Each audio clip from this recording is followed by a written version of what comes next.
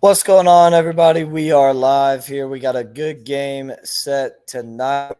Number 23 ranked USC taking on number 13 LSU. As this is going to be a great game. I expect this to be a great game. I put a little bit down on the USC money line, just because it gave a pretty solid payback, and I have a lot of confidence in Miller Moss. Neither one of these defenses are very strong. Obviously, if I had to roll with one, I would take LSU's over USC, but neither one of them are great. Neither one of them are great. As we are gonna work on getting the football extraordinaire in here with us. He will be on in just a moment with us. So we're going to take a quick break and figure this out real quick and get him in before the game is on.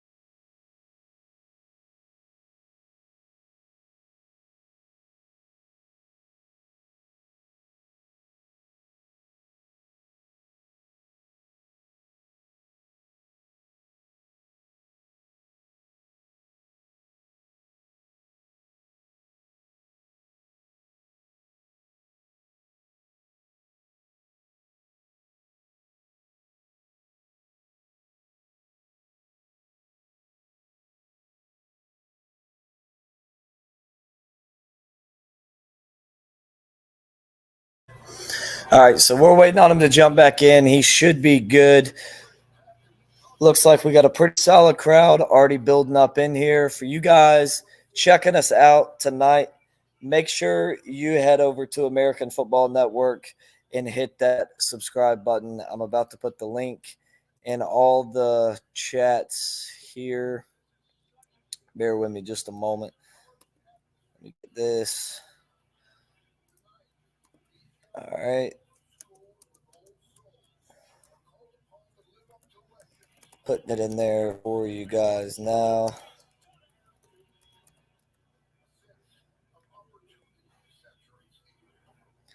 There is the link for American Football Network. And then we also are joined by the football extraordinaire. Let me get his link here for you as well.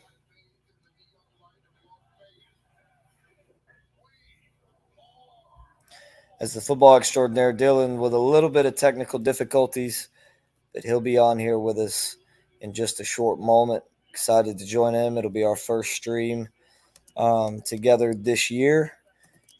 First of many. We'll be doing a lot of these. So if you like what you hear tonight, then make sure you subscribe so that way you don't miss out on any more. As there is the links for both of our channels. They have been posted there. Make sure you guys check those out. Help us out. As here he is. Go ahead and add him to the stage. How you doing, man? Hello. Can you hear me this time? I got you this time. Okay. My mic wasn't working. It was working when I came in, but then it does that sometimes. So I don't know why.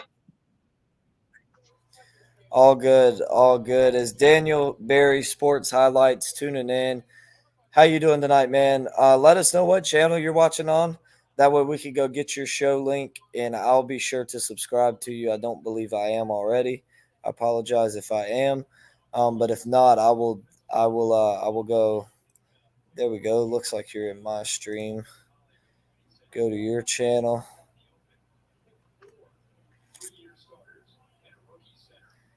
And there you go, my man. Just subscribe to you. Appreciate you jumping in here with us, and checking us out tonight.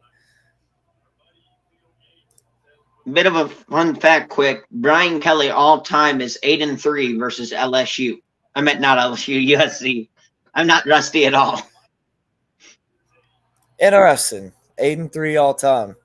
Gotcha. Well, yeah, that I don't know what. Yeah, that just it took a second to register, but yeah, when he coached at Notre Dame, yeah, that took. I don't know why that took a second to register in my head. We're both still a little rusty, but yeah, it makes sense. But I don't know if you heard, Michael. I was telling the viewers before that I took the USC money line in this game. Put down a small little wager on that one. I have trust in them. I have trust in them.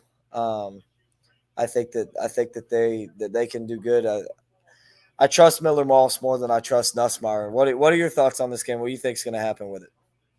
Obviously, I believe LSU's favored by 4, if I'm remembering correctly. That's right. I think this could be a. I know a lot of people are thinking this is going to be a competitive game, which they have the right to think so. But I think this game is going to be even more competitive than some people think, just due to the fact that rankings wise, due to more casual fans mainly go off rankings, and that's pretty much it. Obviously, not throwing shade at the casual fan, but this game to the casual fan will be a lot more competitive than most people think. Oh, 100%. 100%. A lot of people, they think USC, lost Caleb Williams, lost some guys. They're going to come out and get That's my steamrolled. first down anymore. Yeah, but I think it's going to be, a good one. Nussmeier on the rollout to the right, good throw, wide open receiver, and LSU's up past midfield on the first play from scrimmage here for him. Where I'm at 4:32 and clock rolling right now. Make that 4:27. 14:27. Yeah, I just got to the rollout play just now. Okay, see, yeah, I'm at 13:55 and going. So yeah, you're about 35 seconds ahead of me. Don't worry, mine will buffer throughout, and it'll slow down. It'll slow me back. By the end of the game, guarantee you I'll be behind you. Lacey has the first 2 catches for LSU. Yep, he does. That's another thing for LSU is another big loss is the loss of Brian Thomas and Malik Neighbors. But so far seem to have pretty good work out of their receivers so far early in this one. As just looking here, it's been a good day. It's been a good day for the bets so far today. We already hit on the under 56.5 on the North Carolina Central Alabama A&M game. Hopefully USC keeps that alive and wins this one. Main takeaway so far is USC's defense does not look that much improved. No, not really. Not really. Again, it's only the first drive too, so you can't really judge them yet. But a third down stop here for USC, and we'll see what Brian Kelly does. It's going to be 4th down and about a yard and a half. I guess I spoke too soon. I guess so. I will say the main thing I am worried about this USC defense. I said this on my USC season preview. As long as they can tackle, they will be a good defense. Yep, that's been the problem with them. They just haven't been able to tackle it. So it's going to be 4th down and 2 here for LSU. Drop it back to pass. Got a man open, and he's going to have a first down by about a yard.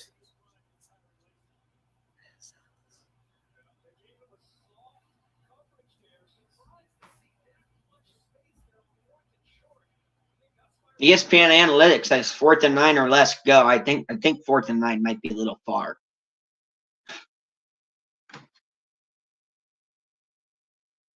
Is that Lacey again?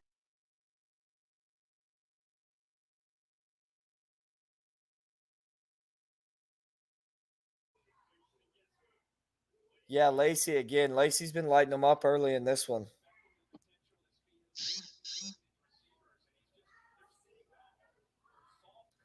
Yeah, Lacey has been looking good in this one. I will say Lacey is arguably a top 10 wide receiver in college football. Not necessarily top 10, but he's close. I think he can prove that throughout the season. I wouldn't say he's He's there already yet. got 4 catches. I wouldn't say he's there yet, but he can prove that throughout the season. The Roll FF, what up, man? How you doing? Good to have you in here with us. He's probably on my channel. He's somebody that follows me. Okay, gotcha. Be my Yeah, guest. I knew I didn't recognize him over on mine.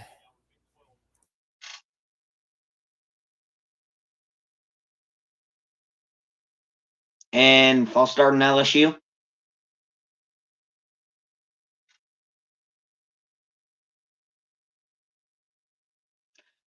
So while we're kind of at a standstill here, what is your score prediction for this game? I got USC with the upset 45-42 on a game-winning field goal. Yep, we're very similar. I'm going USC 48, LSU 41. I think this is going to be a shootout. It's a nice pass on 2nd and 7, and LSU's down to about the 20-yard line now.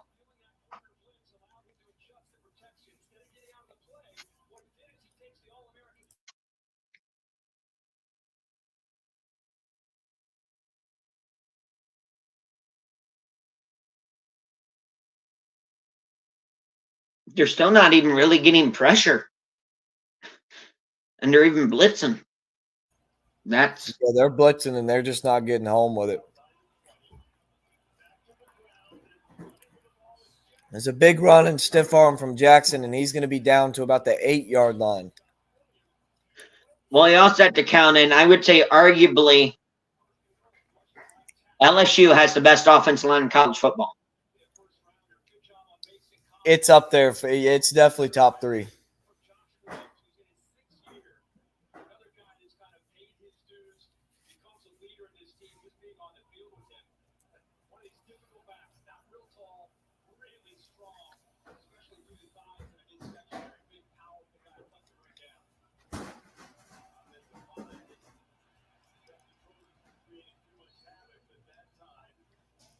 And a tackle for loss there for USC. That time going to knock LSU back down to the 9.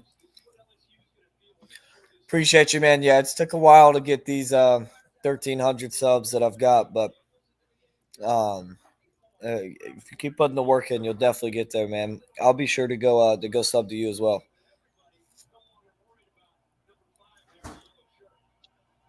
Number 18, I forget his name for USC. Let me. Nussmeyer, back shoulder throw to the corner. Did he get inbounds? No.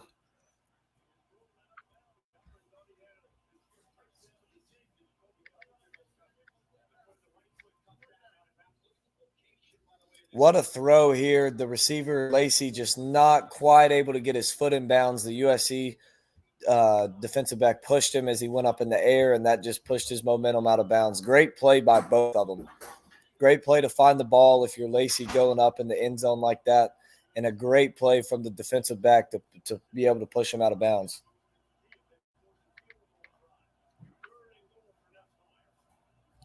Third and goal from the 9. Nussmeyer drops back to pass.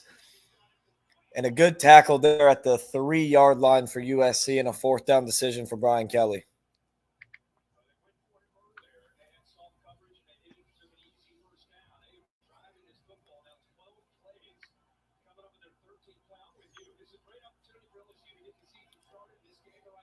Looks like LSU's going for it.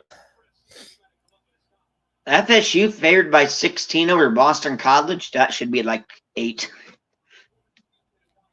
Yeah, I don't know if they're winning that one by 16. It's kind of hard to judge. They're either going to come out flat or they're going to come out with some purpose and a huge chip on their shoulder, which we say that, but they should have done that.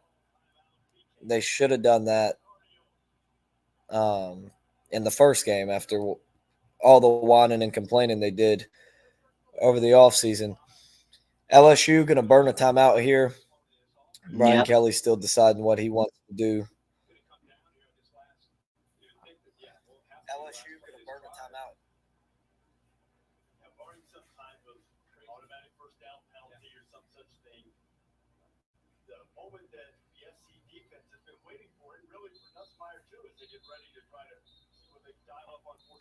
So we'll see if they do send the offense back out, and it looks as if they will. Okay, let's see. NC State, Tennessee, 7:30 p.m. on ABC next week. That's going to be a heck of a game. Should be at least. That's going to be a great one. That's going to be a great one. I'll be out of town next weekend for a concert at least Saturday night. I might be able to catch a 12 o'clock game, but Saturday night I'm going to be out of town. But definitely going to be keeping up with that one. As 4th and goal from the 3, LSU looking to put the first points on the board on their first drive of 2024. Tight end in motion, Nussmeier in the shotgun, running back to his right. He drops back to pass. USC is going to get pressure, and Nussmeier just has to throw that one away. USC with the stand. I don't get why you're passing, though. I mean, I understand you're going for it for a 3, but with how spaced out that defensive line is, that lineman, you had literally had what? A whole day you could probably drive a go-kart through. Yeah, the blitz came straight through the A-gap. He came through untouched, forced Nussmeier to move to his left, and the defensive end was waiting on him, just had to throw that one away. Now LSU comes up empty on the first drive. But while they go to a commercial break, we're going to take one with them real quick, and we'll be right back with you guys when the action's back.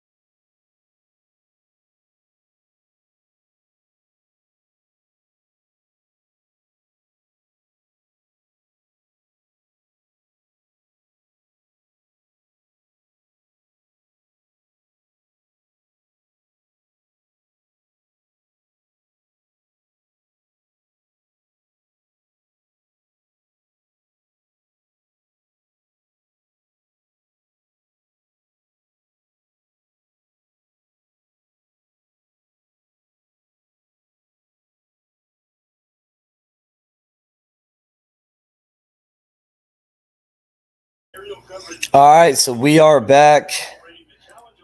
And we're perfectly on pace now. I found a different one. Great, perfect. So I will say, outside temperature in Vegas right now 104 degrees, inside temp 72 degrees. Grace, if you're watching, stay cool out there. I got a cousin out in Vegas. 9 yards on the pickup and a little extracurriculars. I will say two guys you need to watch for when USC has the ball: Miller Moss and Zachariah Branch, and that's basically it.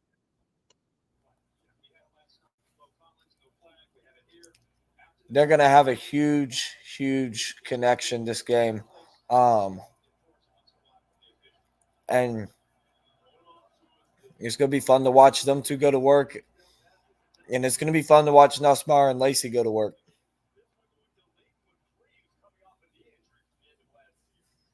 And obviously, you have your studs on defense for each team, especially with obviously Harold Perkins Jr., obviously potentially the best linebacker in all the country. Probably be the best defense player in the scheme. He might end up being the first edge rusher taken off the board. I'll hand off. Oh, what's this? Never mind. He should have kept bouncing that outside.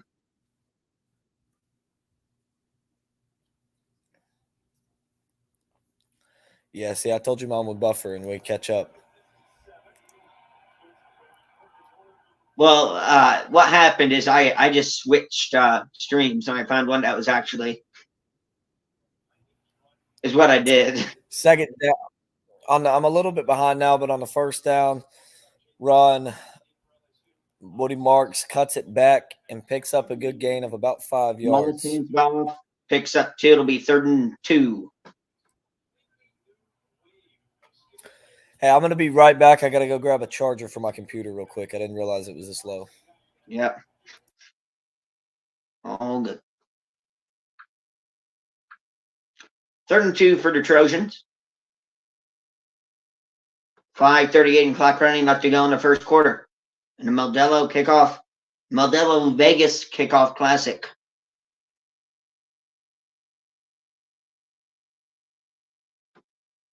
Miller Moss in a shotgun.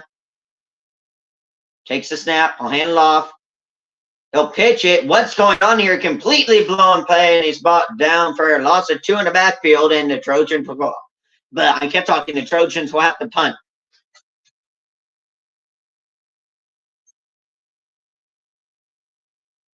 Completely blown play as the cornerback coming on the blitz blew it right up. Looked like it was supposed to be an option. It just turned into nothing.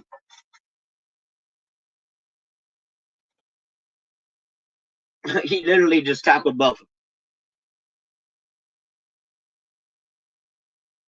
Gets the boot away, no pressure. And all the way back at his 17, he makes a man miss.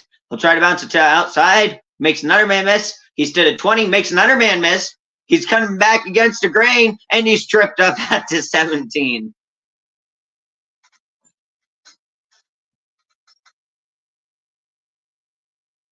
Nussmeier coming out for his second drive with 4:29 left in the first.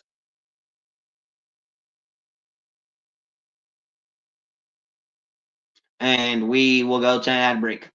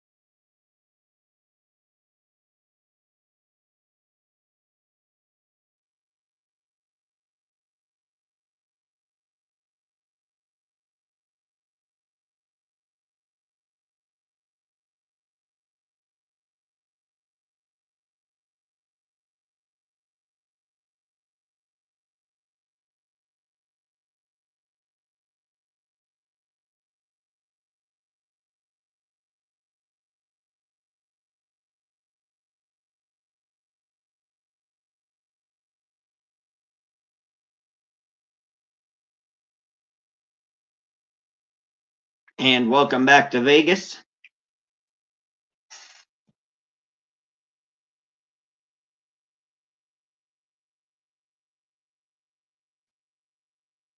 Garrett Nussmeier and the LSU offense back out on the field. Yep, they'll start from their own 17, and a great crowd out there in Vegas. Both of the obviously not that far of a go for USC fans, but a pretty good ways for the LSU crowd, and they made it out there. So great to see a nice crowd for both of these teams out there. Seems to be pretty even split, even though it's like I said, a lot closer to USC. As there'll be a first down run up the middle, and they'll get a 3-4 yards up to, it looks like, about the 21, 20, 21, depends on where they're going to spot him at. Now you're ahead of me again. Oh, nice. Don't worry, I'll be back behind you soon.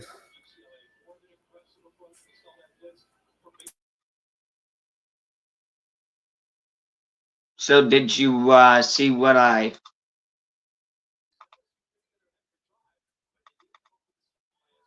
sent? Yeah, I got you. As Nussbauer drop it back, going to dump it underneath for a first down up to about the 31.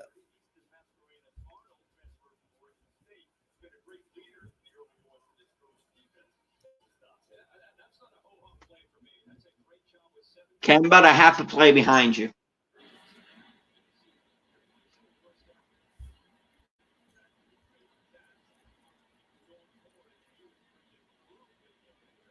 As a 2-yard run here on first down. Bring up a 2nd and 8.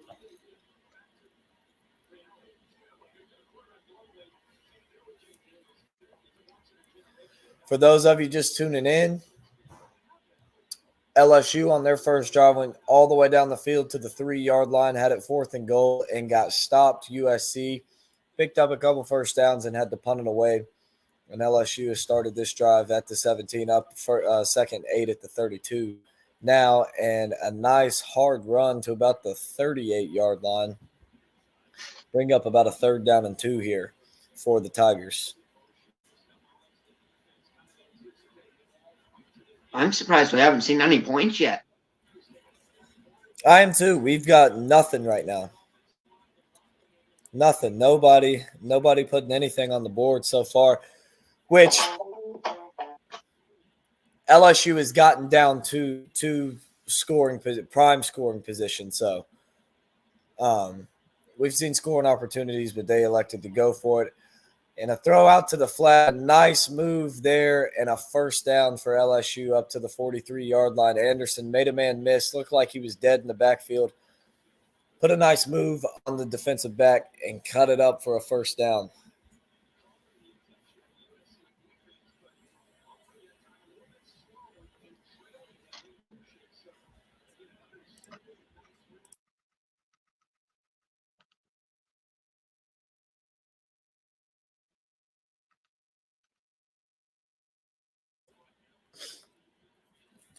So 1st and 10 for LSU here from the 43-yard line. Receiver in motion, the handoff up the middle, and a good team effort there to stop him after a 2-yard gain. But you mentioned the tackling from USC earlier in the year, or earlier in the stream, looking back on last year, the tackling's got to get better. They got him down after a 2-yard gain, but the tackling wasn't great, that's for sure. Now, I will say, just a quick comment there. On that last play, on that 2-yard run, I think LSU might have gotten away with a false start. I think they did. As about a 3-yard run on that one, bring up about a 3rd down and 5 here for LSU. We'll see. We'll see if USC can finally get a 3rd down stop and force a punt. Do you like the new 2-minute rule?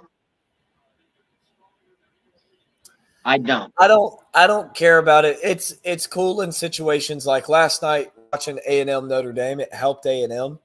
Now, obviously, A&M could have executed and forced the stop, but it helped them as Anderson on the flat and a good hard tackle from USC there. He only gets about a yard, and that's going to bring up a 4th and about 6, I believe. Going to be a long one. We'll see if Brian Kelly goes for it. USC and tackling. I've never heard of that before. I know. Brought him down at about the 47, 48 yard line. A good tackle. There's no way you go for this. It's could have been a potential horse collar on that one.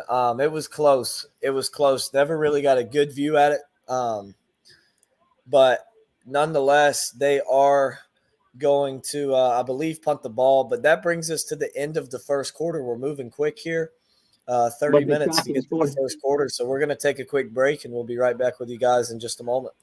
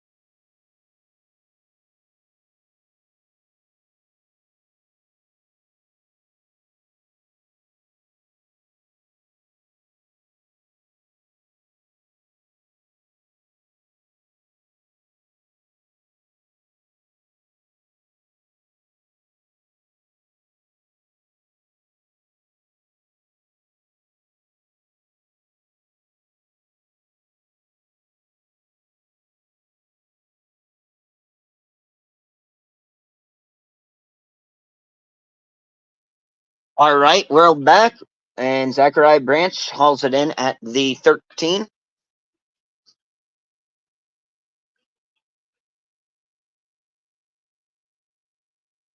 On the fair catch.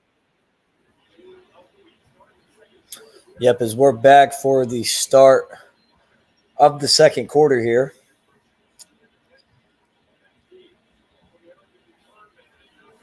Zachariah Branch was the All-American return specialist last year. Yep. Miller Moss is 3 of 3 for 16 yards. They just couldn't move the ball. He is, yeah. They just couldn't move it. A part of it was on the whenever they got stopped on 1st and 2nd down, they went to the run game and didn't get a whole Firing lot out deep, hauled in, and he's out to the 30. They went to the run game and they didn't get very much with it, and that's what really started to hurt them there. And just a great pass and great route there from Miller Moss to his receiver. Just great field vision, great play design. And this is some of this offense we expected to see in this football game. We both predicted a shootout so far, not a single point on the board. And brought down behind the line for a loss of a yard.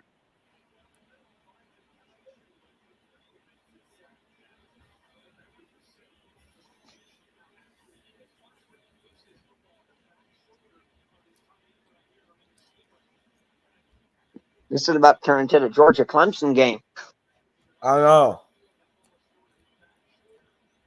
know. If that's the case, that means one of the teams is getting blown out in the second half, though. Miller Moss in the shotgun. Branch in motion. Play action, looking. He'll swing out the branch. It's a screen. Branch calls it in. He's got blockers. He's got a lane. He's to the 45. Makes a man miss. Out of bounds at the 48.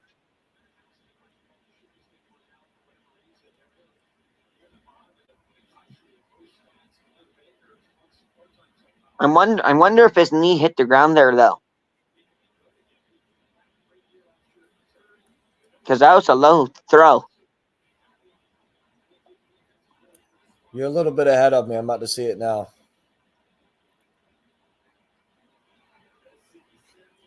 Nah, he was good. From their own 48, the Trojans. Miller Moss in the backfield. Running back on his right hip. Rolling out, firing. Got his, he fired through and incomplete.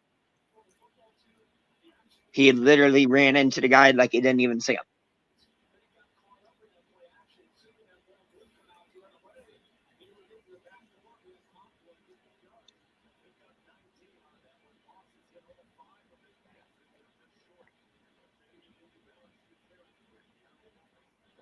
Second and 10 for USC from their own 48. Once again, running back in the backfield on Moss's right hip and a false start in USC. And the refs almost didn't call it. How about Ashton Jeanty yesterday for Boise State? What a game he had. 247 yards and 6 touchdowns. Just wait till they play Oregon. Oh, I know. If he plays like that against Oregon, Oregon might actually lose. Based off of how they played yesterday, yes. Delay game on the defense.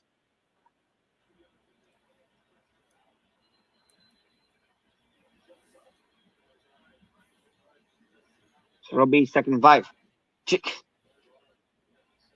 I don't really see it, but okay. Moss back to pass, looking, stepping up, firing. It's another screen. Makes a man miss. Gets close to the first down. It'll be about 3rd and inches. Which on the delay of game as well, it doesn't necessarily have to be something they do physically. It could also be something that they yell.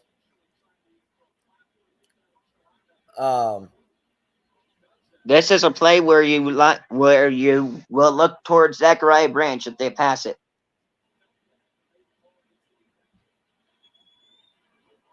Moss takes snap, hands it off at the middle, first down, just barely. Nice hard run there. Keep those legs moving and just get enough to get across that first down marker.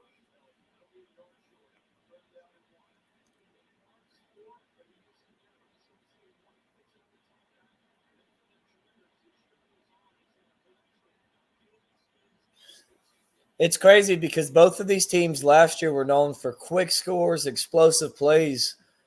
But so far, LSU has gone on a long drive down the field.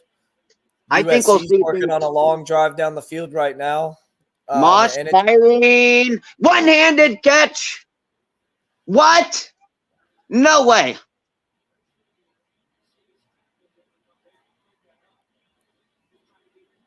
Play of the week. That's better than a spinning interception. I was about to say that spinning interception might have every one-handed catch ever beat. He did bobble that. It's going to review, but if that stands, holy moly. I'm seeing it now. Yeah, what a catch. That's a catch. I mean, he just stuck his hand straight up and the ball just stuck to him. OBJ. Yeah,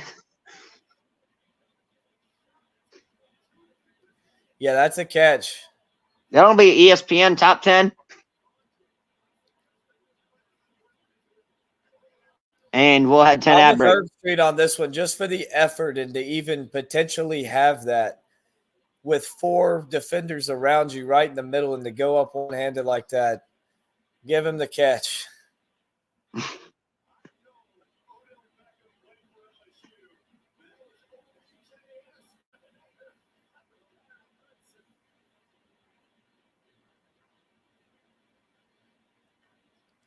Man, oh man, what a catch if that one stands. Honestly, that was so good.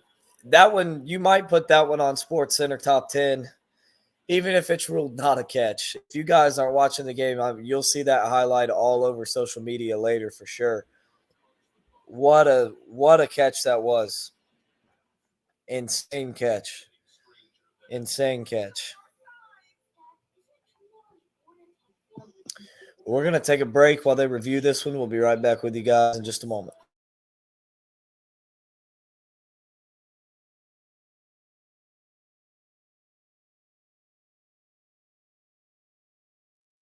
If this does not stand, I'm going to riot. It better stand. That was a heck of a catch.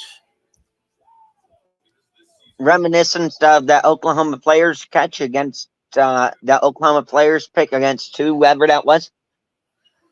Yeah, I forget who they were playing, but that was a great catch.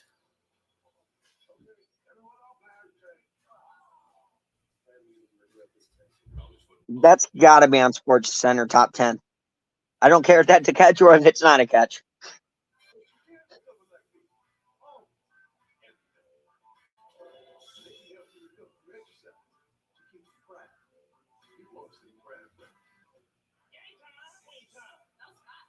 Also, while we're on ad break, I know you brought up the Boise State's running back numbers. How about T-Mac this year for Arizona?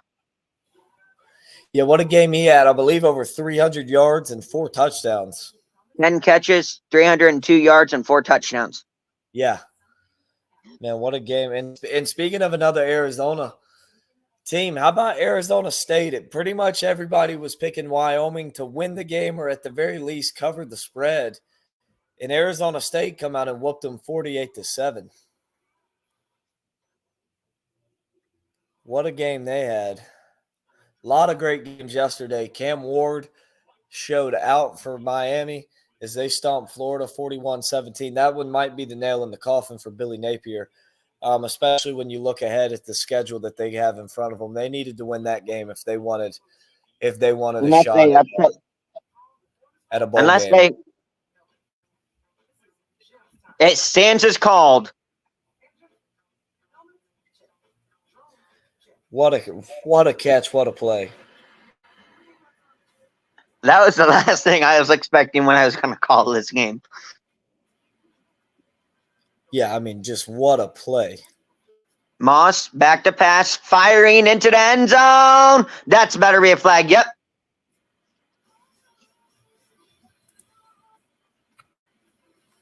Basically, Brian will be the guilty party. Basically, give him a big bear hug.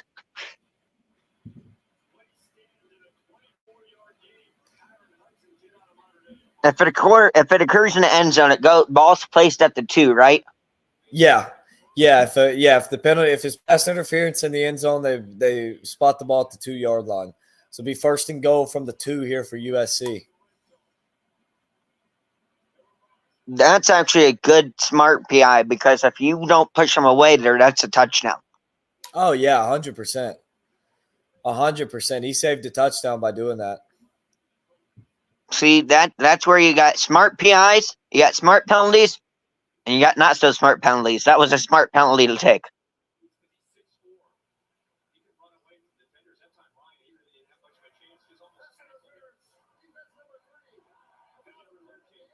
Excuse me, 304 receiving yards. Okay. For T-Mac. Yeah, I knew he had a lot. Set an Arizona record, and GT also set a record for Boise State. First and goal from the 2. Miller Moss in a shotgun. Take snap, hands off at the middle, touchdown Trojans. Well, so much for a smart penalty. Yeah, I know. Which, like you said, if he doesn't grab him, it's a touchdown either way. Woody Marks on the touchdown run.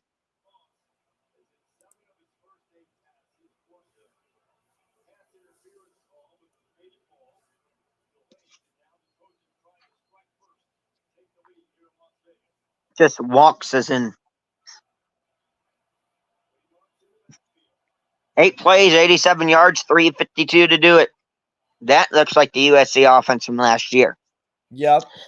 PAT up and good. 7-0 Trojans. 11 minutes on the dot to go till half.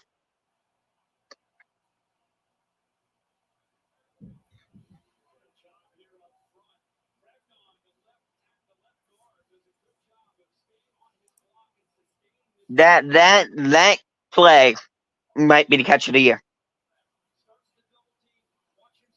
I'm still in favor of that spinning interception, but that one's close. Well, I'll say this much. That's the offensive catch of the year. Yeah. Oh, yeah. So far. But it's funny because they'll say catch of the year, and then it's like the second you say that, you have to second guess it because something else happens.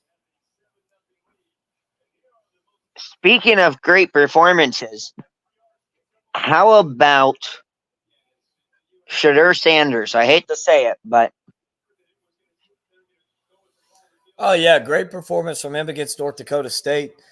He had the one interception, but that was literally something straight out of College Football 25. Like that, you can't put that one on him at all. Bounces off a defender's leg who's laying face first on the ground. It goes straight up in the air to the North Dakota State defender. kind of like what happened with Ohio State and Akron, with Akron's third string quarterback throwing it right off of the Ohio State defender's helmet and right into the hands of Powers, the linebacker, for a pick six. Wow. Wow.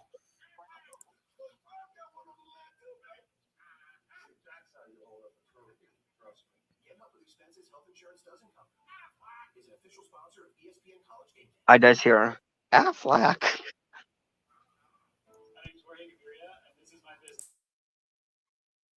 I figured it would be 14 or 17-10 right now.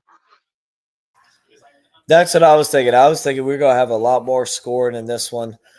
But so far it hasn't come, which, again, if you We look still at got a whole potential second scores, half.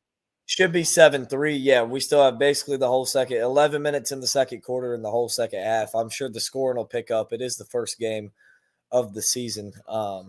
So I'm sure it'll pick up. I mean, once again, drawing on Ohio State, for example, they have a high-powered offense. They only scored 17 in the first half Yeah. I mean, against a even mass team. Oregon, without a doubt, has a high-powered offense, and they put up, 24 on Idaho? I think Ohio State should have kept Kyle McCord. He definitely looked great in his debut with Syracuse. The defining silver lining on that game, though, it was against the MAC team. Yeah, yeah. But he looked better than any of Ohio State's quarterbacks right now against Akron. He But you looked also have better. to count in that he was never in a true quarterback competition and had the pressure on him like Will Howard did at first. Oh yeah, for sure. But he was also replaced by Will. He knew Will Howard was coming in, so he left. So Will Howard was supposed to be better than him. Okay, we're back now.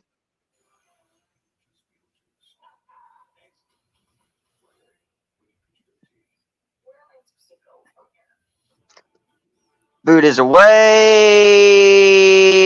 and it's a touchback just barely.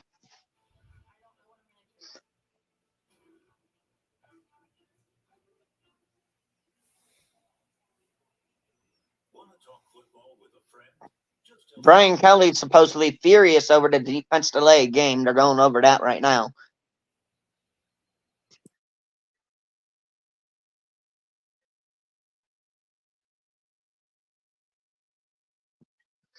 But I think we'll save the transfer quarterback talk the rest of it for halftime. Oh yeah, for sure. For sure. Yeah, that kickoff I just saw, that one out of bounds. No flag. And I still don't understand the delay Delay of game game. on that. Delay game on LSU. Oh, The play clock was at like 0 for like 10 if you seconds. if you watch on that defensive delay of game, watch the linebacker number 33. He yells. You can see his body. You can see him. You can see his body yell, and that's what did it. You can't yell stuff.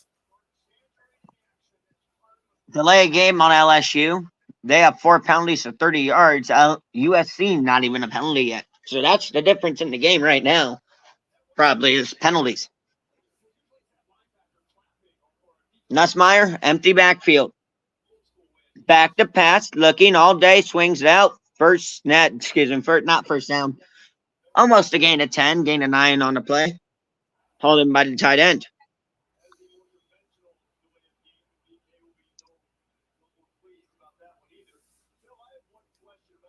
USC, a team as a whole, has gained 1,400 pounds. Wow. Yeah, Federal LSU not doing Sanders good at so far. 4 315. penalties for 30 yards in this one. Not a USC. That's one thing that especially defensively had a lot of penalties in years Nussmeier past. swings it out, tight end. First down, close to it. Absolutely just plowing over a USC defender. So much for beefing up.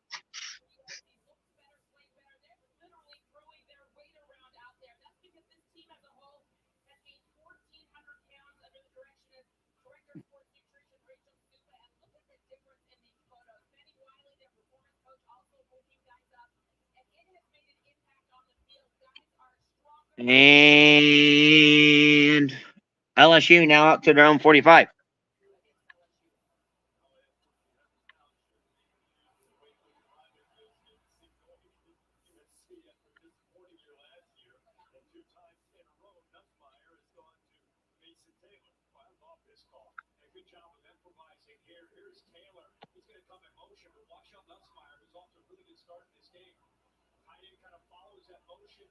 Nussmeier, he dropped it. Would have been a big play, maybe even still running right now, but he couldn't hold on. Dang. That's a touchdown if he holds on to that. If not, that's not a touchdown. It went right through Gentry's hands. Just barely altered it.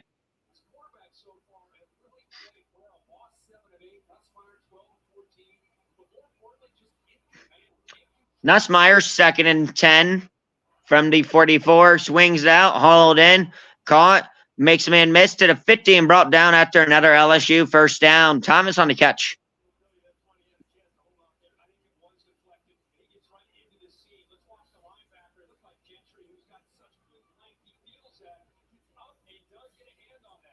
Chris Hilton not playing today for LSU.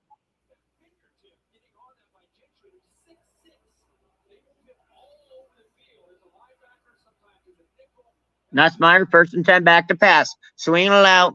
Got a first down and more. This is the offense we're used to seeing from these two teams now. Yeah, it is. They're really starting to get going in this one, and it's shaping up to be a very fun game.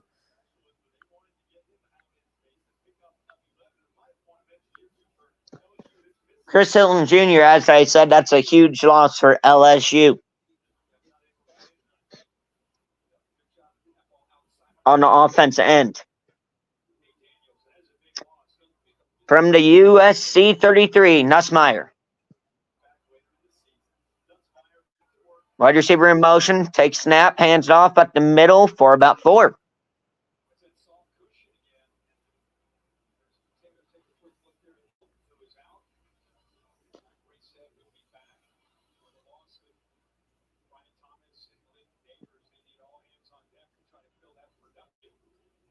LSU's tight end is going to have a monster game if they want to have a shot.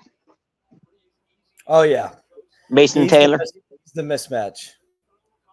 Nussmeier swinging it out. Mason Taylor with the catch. Say his name, and he appears. A la Joe Henry NXT if you follow WWE.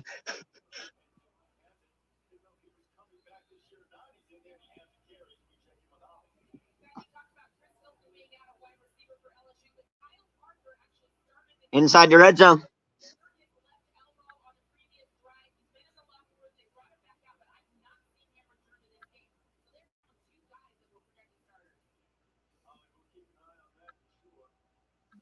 From the SC 19, Nussmeier back to pass, firing to the end zone. Caught, touchdown LSU. Lacey, another great catch. Not one-handed, but you can't throw a better ball than Nussmeier just did.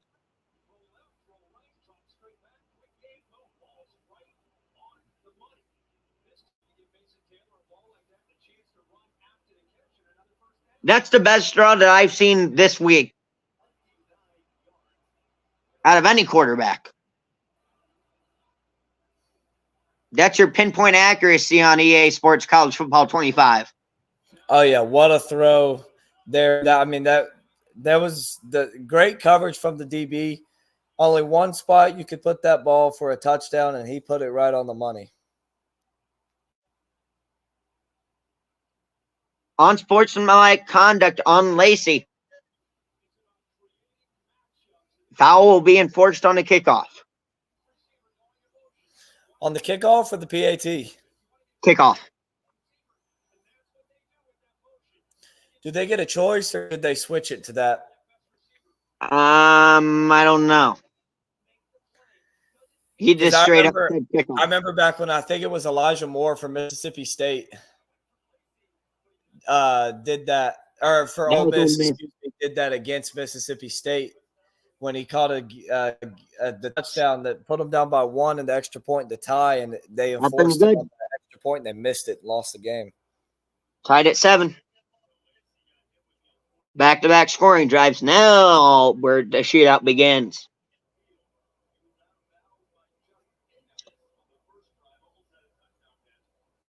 Oh, that's where the unsportsmanlike conduct came in.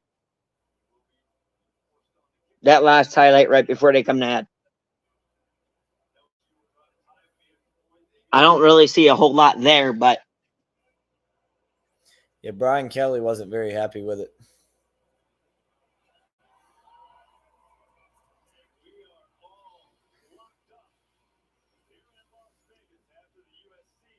So we will go to an ad break. And we will be back after this.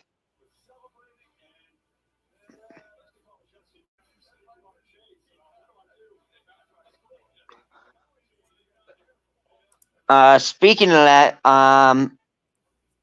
you mind, quick while we're on ad break, you mind scrolling up the graphic a little bit? If you can. Yes. Because the box score is being cut out.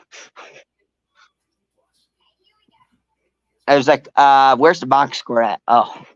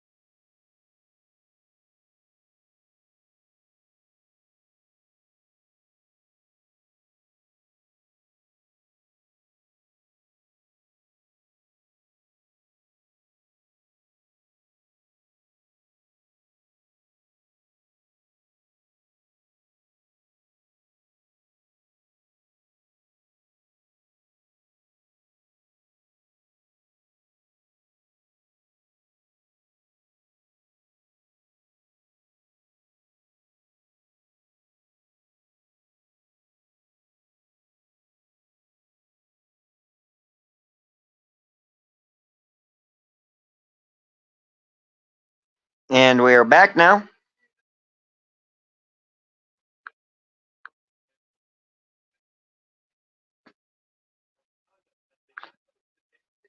Nah, yeah.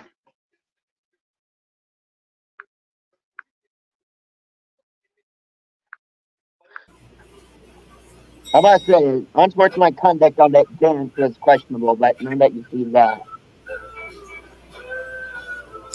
Yeah, well, I mean, the college game, they don't give them as much leniency as they do in the NFL to celebrate after a touchdown.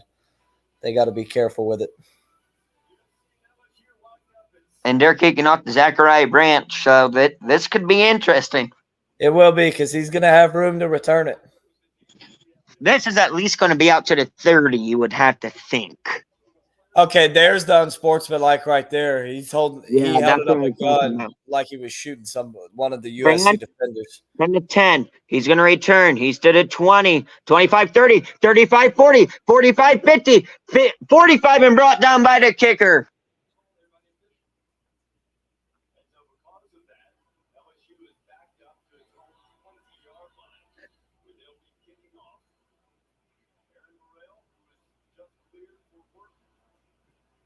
The kicker saved a touchdown.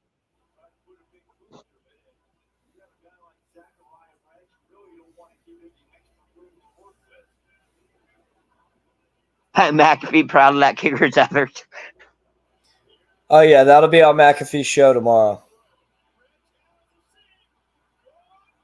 If he cut to the left, he was gone. He could have outran him, yeah. But still, regardless, great return. And we got the Tiger down on the field. With 6:56, that's in the second quarter, we will take another ad timeout. One play, ad timeout.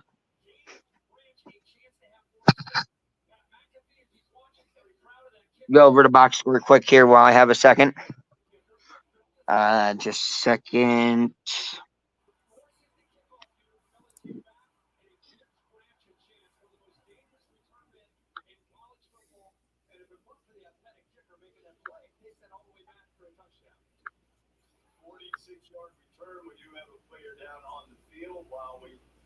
Check on his condition. We'll take a break here in Las Vegas. USC has it at the big kickoff. Here's your box score. Miller Moss, 7 of 8, 80 yards, no touchdowns, no picks. March, leading rusher for SC, 4 carries, 9 yards, a touchdown. Zachariah Branch, 2 catches, 28 yards. Nussmeier, 16 of 19, 148 yards, a touchdown. Williams, 6 carries, 27 yards. And, of course, Lacey, 5 catches, 60 yards, and that incredible touchdown catch.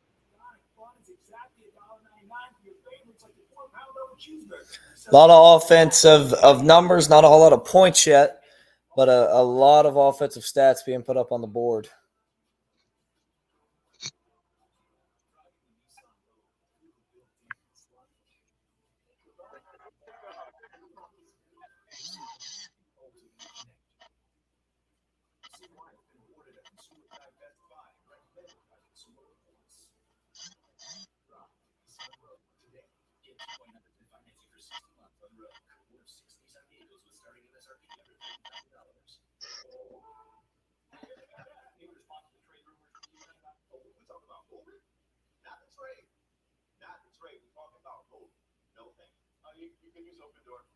What is that?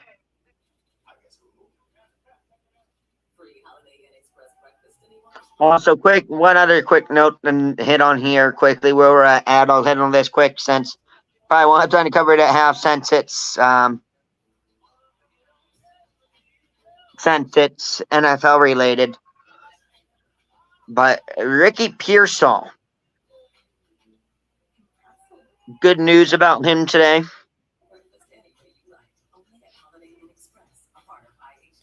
Oh yeah, for sure. I heard he's in I heard it was serious but stable condition.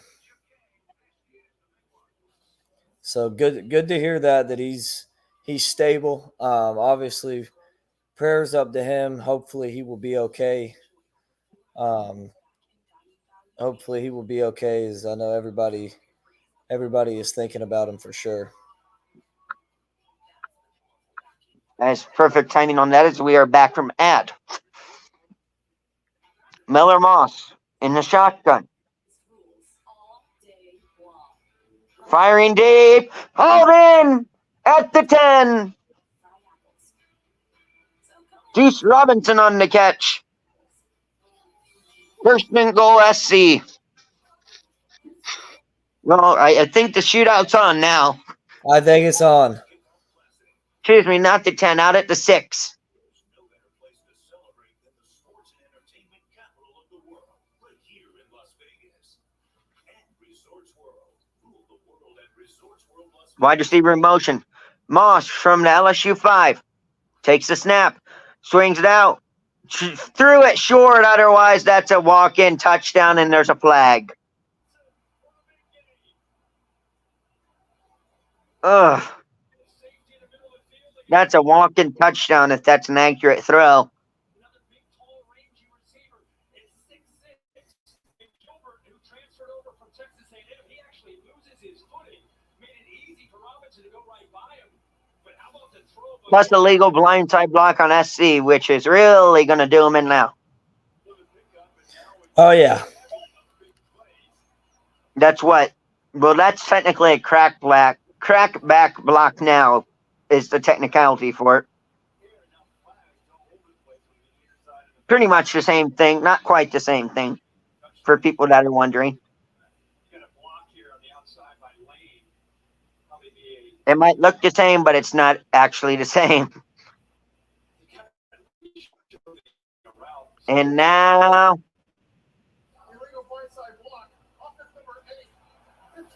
previous plays under further review for targeting. What's going on here? That could be huge in this one.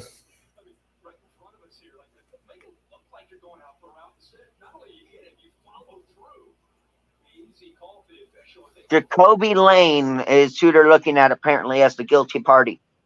And that could be huge because he's one of their big receivers on the outside. Big guy. They're looking at it on the blindside block is what it is. Oh, yeah. He's somebody who could really who could really be the difference maker in this game. I mean, the guy's not defenseless, obviously. Which means it's not head or neck area. He has to launch into him with the crown of his helmet. Because what is classified as defenseless? I can't remember. You want to explain that?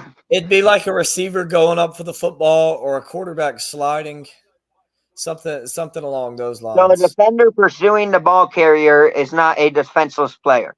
I don't believe so. Not only that, he's also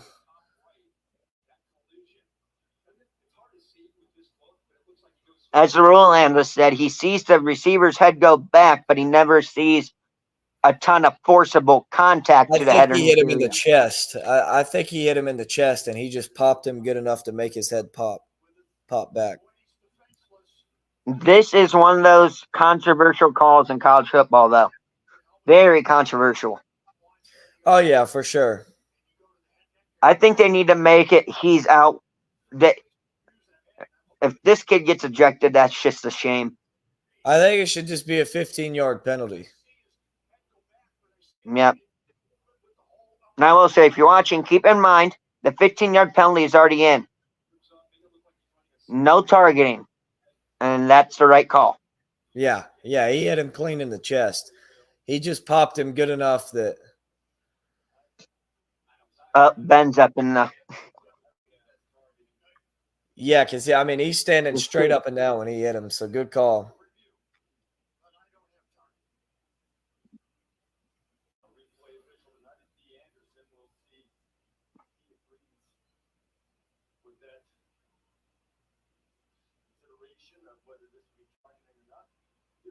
Boston College, Florida State tomorrow, 7:30 p.m. on ESPN. Miller Moss, first and goal from the 20. Play action, looking, and he's sacked. And the ball's out. LSU has it. No, USC has it. That looked like LSU had it.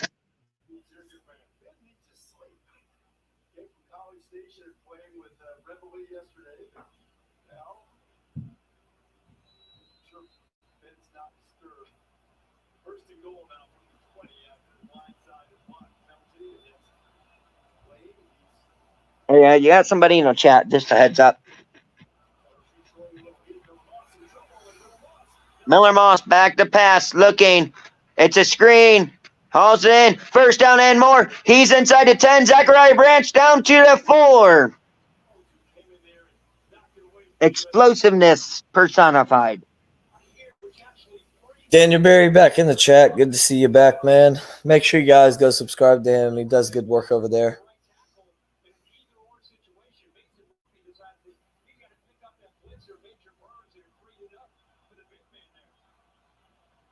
Zachariah Branch now 3 catches, 47 yards. Starting to become a bigger factor as this game goes along.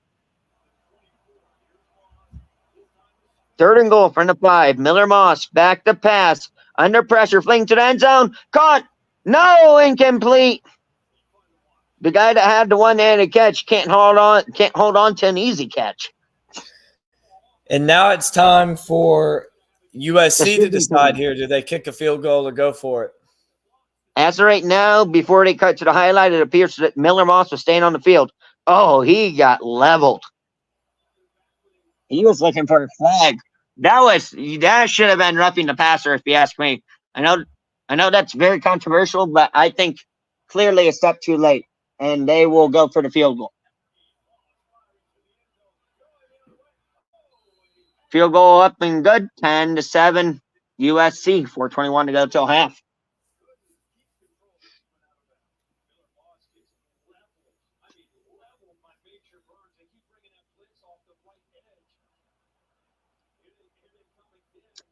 If you see that replay of Miller Moss, you have to tell me what you think. I think that should definitely be. I think that was roughing the passer. I mean, he's already. Well, it's one of those that's kind of hard. People are going to be mad either way. He's late. I think that's a good no call. He took one step and hit him. He's running full speed. He can't slow down or get out of the way. He took one step after he released the football before he hit him. I mean, clearly he's late, obviously. It's just the fact of, was it forcible enough, really? He was late. I don't think he was late enough, though.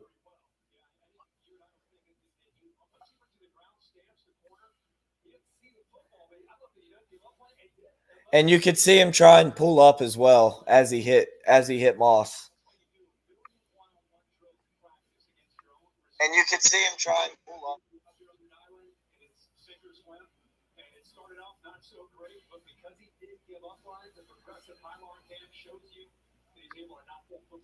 Great job there. Ashton Stamps saving a touchdown there. I feel like we're about to see a big play right here. Oh, yeah.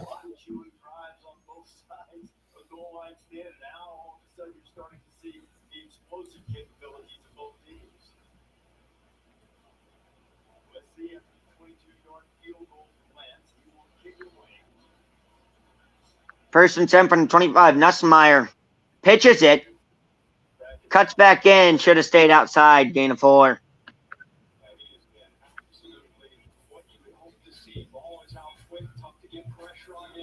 Really good decision. Nothing downfield. 7 in coverage. Okay.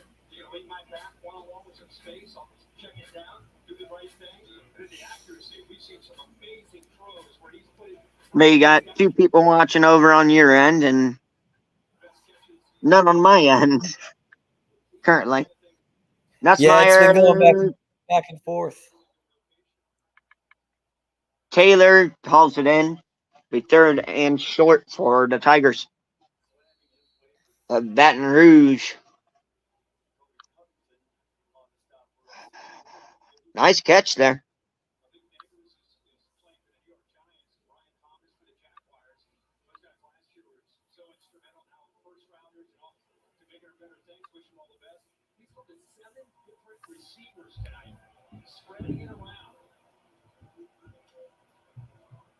Back to pass, looking, rolling out, fires, first down and more. Lacey again, out of bounds, past the 40. Lacey having himself a game. He might pass up McMillan the way he's going. Also, a fun fact, Taylor was the one that caught the game-winning touchdown pass against Alabama in overtime. Yep.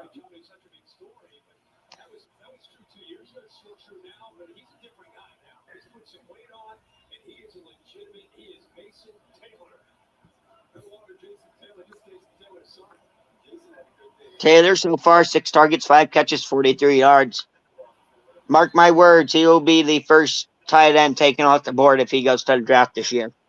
2 years ago, we followed this game when he was a true freshman and into overtime against Alabama. They were expecting a big underdog at home at night in Death Valley. That was it in overtime, the game winner. And we showed his mom there who was in tears. It was really a special night for his family. And kind of his introduction.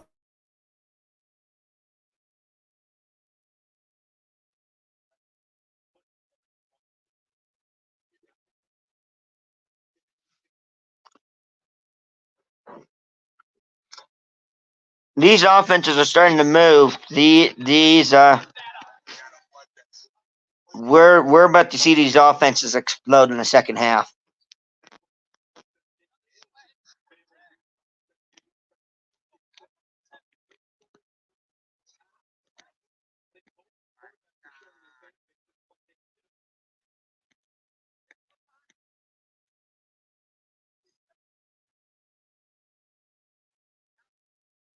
Back to pass, looking. Nussmeier going deep. Hauled in at the 40 by guess who? Lacey again.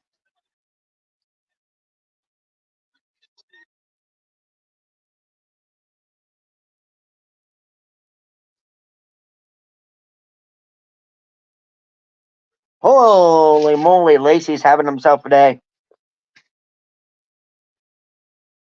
Is Lacey over 100 yards yet?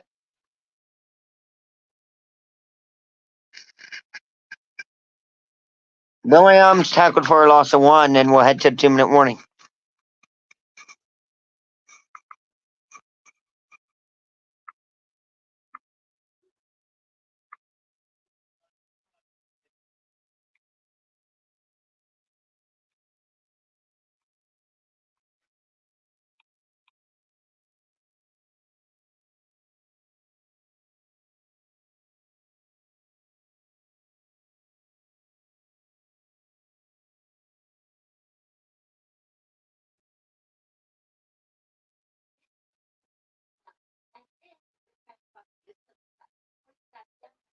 Oh yeah. Did you see what Nick Saban said about Ohio State's roster in College Game Day?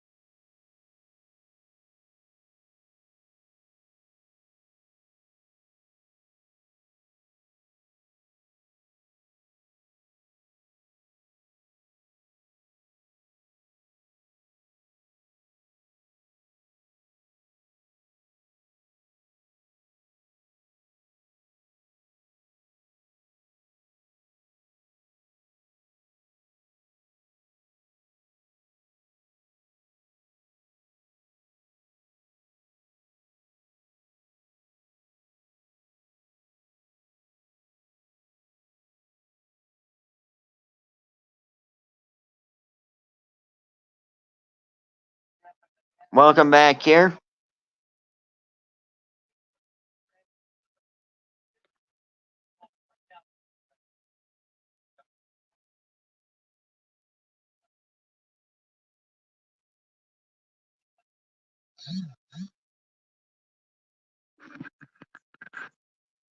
Here we go. Nussmeier back out on the field.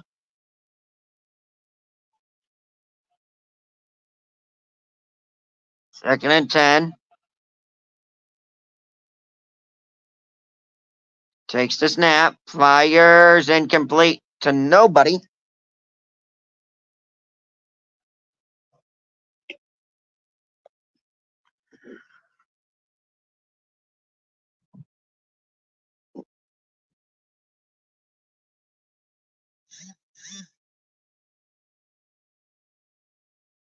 Second and 10.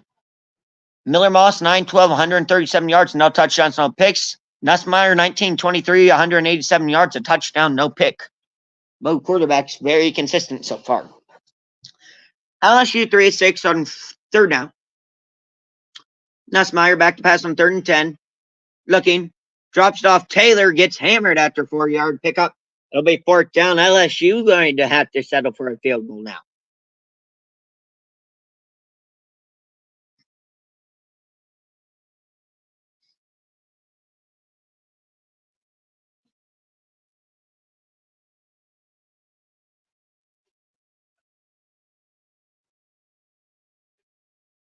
Fourth down and 6.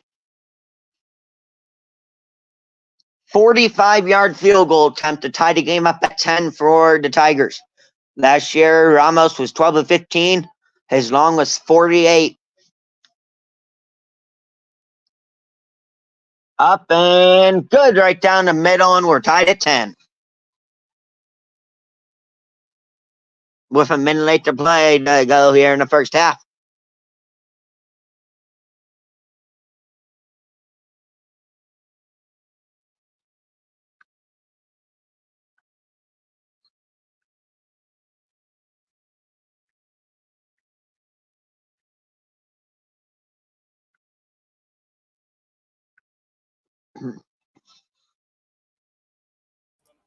Sorry, I just realized I've been muted. I've been talking to you for the last 4 or 5 minutes. I've been on mute. I was saying, though, plenty of time for USC to go down the field with 1 minute and 8 seconds left, and you got 3 timeouts. That's plenty of time to go down the field. And if you get a field goal, you get the ball back to start the second half as well. So if you can go down the field, get some points on the boards, pull the old 2 for 1. Don't discount this return. Huge. Don't discount this return either. Yeah, they could go take it back right here. Yeah, I asked that question that I asked you, and then I heard chirps on the other end. I was like, okay then.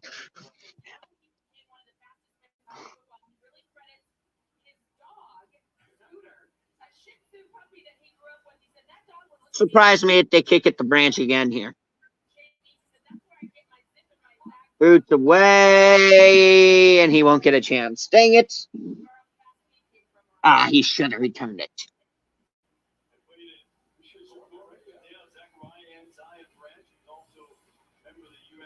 That's another thing we'll have to review is, preview is Boston College and Florida State tomorrow. That ought to be a more interesting game than I think people will think it'll be. I do too, because Georgia Tech killed Florida State in Ireland with the quarterback run and just the run game in general. Castellanos, a more explosive runner than Haynes King. Not quite as consistent, but definitely more explosive. He can break off one for 80 yards on you out of nowhere. I think he's going to give Florida State some problems tomorrow. I think that run game at Boston College will give them some problems. And Bill O'Brien, head coach for BC, I think that he's going to draw up some nice plays, a little bit of trickery with Castellanos, and I think they have a good shot of beating Florida State. Obviously, it'll be tough down with the game down in Tallahassee, but it's possible. You also got to wonder if that crowd will be dimmed a little bit based off what happened in Ireland. Hands it off at the middle. Might have got the first one. College football down in the South, they're going to show up and show out, especially for the season opener at home. That stadium's going to be loud and it's going to be rocking. Miller Moss had his hand on his own offensive lineman, and he's favoring it. That's not good if you're USC. Third and literally not even the nose of the football. Timeout. USC. They're first.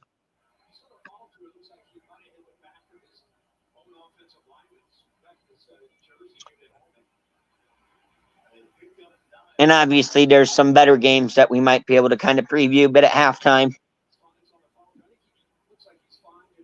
for week dose, mainly one in specific. I think you might know which game I'm hinting at by now. Oh, yeah. Poor clock management there from Lincoln Riley. Just wasted at least 15 seconds there. Should have just burned the timeout before. At this point, I think you just concede and go to half.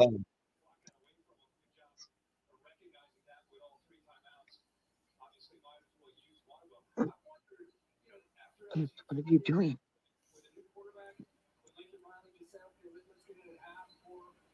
Miller Moss, 10 of 13, 146 yards. Been good so far, by no means bad. Just, once again, kind of like Oregon, moving the ball with not a lot of points. Yeah. Moss in a shotgun, third and less than the nose of the football. Back to pass, under pressure, swings it out, caught, and he got it. Oh, just barely staying up on his feet. I don't understand in that situation. You have the ball that close to the first down marker. Why are you not up under center?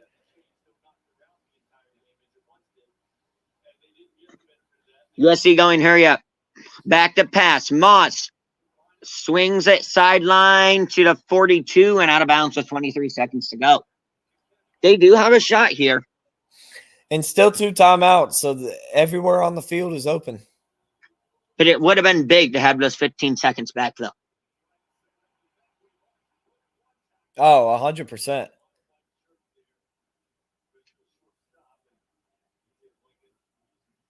From their own 42, Miller Moss, empty backfield and shotgun, back to pass. Looking, firing deep. He's got a man into LSU territory, down to the LSU 36. Call timeout if you're SC. Yep.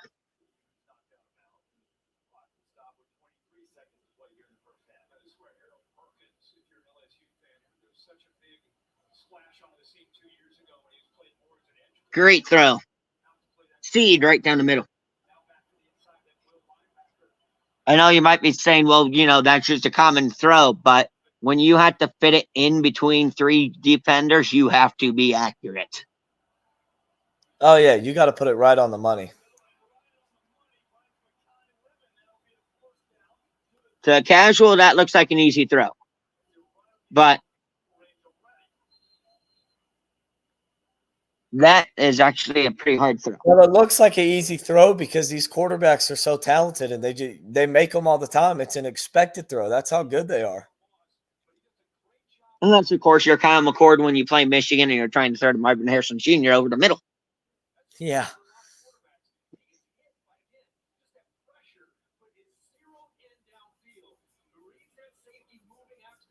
I got some news brought up for us for in about 18 seconds.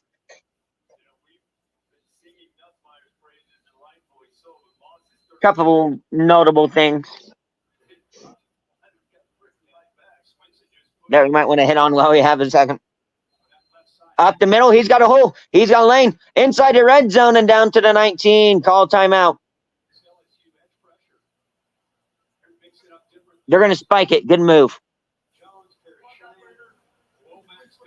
No, spike with 9 seconds left. That's a great move because you saved the last timeout. If you get sacked, you call the timeout and you still get points at the end of the half. If you're USC right now, you just take 2 or 3 shots at the end zone, and if you don't get them, you kick the field goal. That is your philosophy right now if you're USC. And you have that timeout in your back pocket if you get sacked. Or if there's a awkward fumble. or a crazy play of any sort. Yes, yeah. From the 19, Miller Moss. We got a flag.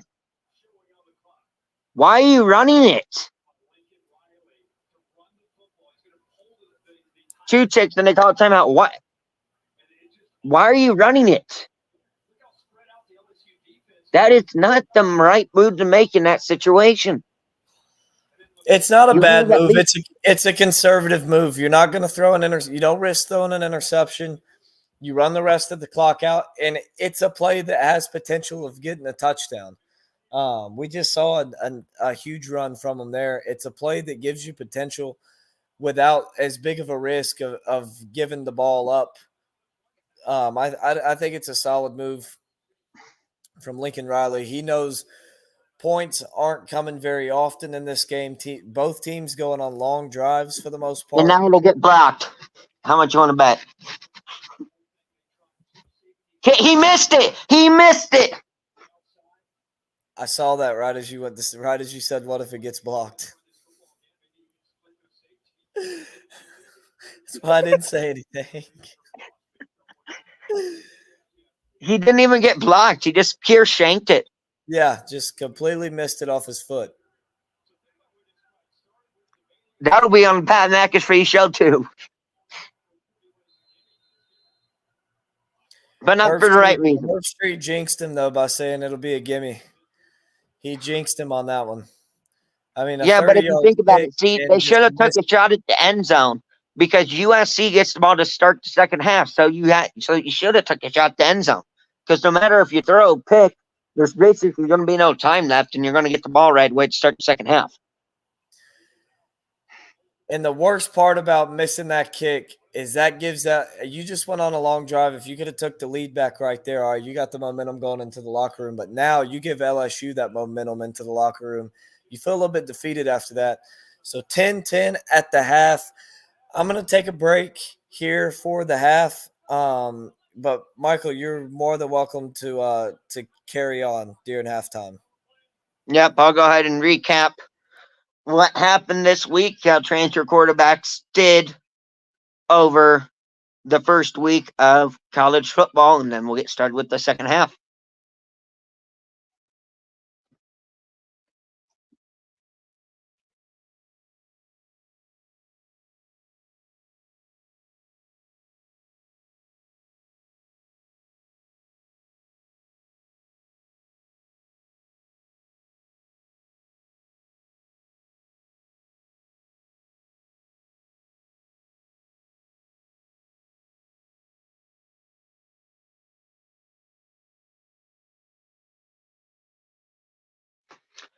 So we will start the halftime show here,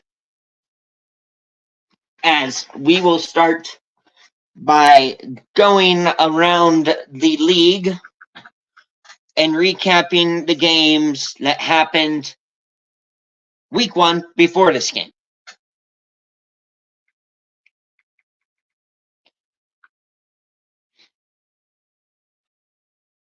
If you're just tuning in, we are at a deadlock at 10-10 at halftime.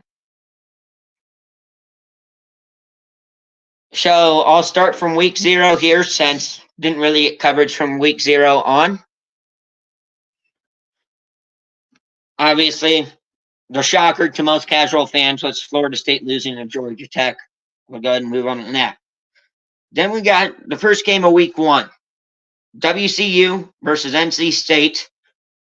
This was the Thursday game. This was the first game of week 1.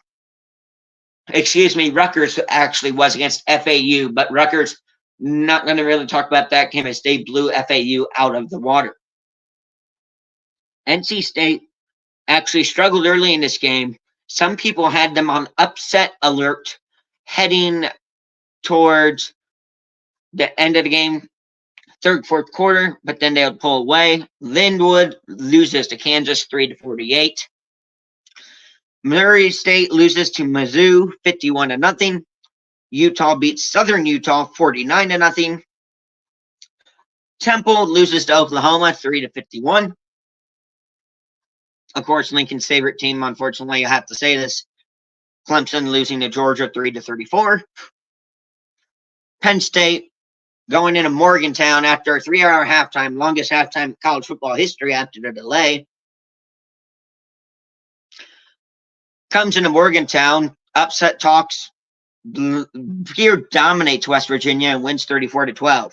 Iowa's offense shows up for once. Iowa on offense, you don't hear that much. Iowa beats Illinois State 40-0. Tennessee beat Chattanooga 3-69, and what was a great game for Tennessee's quarterback. I don't know how to pronounce his name, and I'm not going to try. South Dakota State potentially upsetting Oklahoma State. Those rumors were set to bed when Oklahoma State would blow South Dakota State out of the water 20-44. Texas blowing Colorado State out of the water 52-0. Also, Archie Manning had his first career touchdown pass. Ohio State beating Akron 6-52. Florida losing to Miami big time in the swamp 41-17. Kansas State beating UT Martin 6-41. Kalen DeBoer's debut at Alabama. Alabama beats Western Kentucky 63-0. Ole Miss beats Furman 76-0. In the game of the week so far, Notre Dame beat Texas A&M 23-13. Michigan beats Fresno State 10-30 after that was a close game in the first half. Oregon struggles against Idaho, surprisingly, wins 14-24.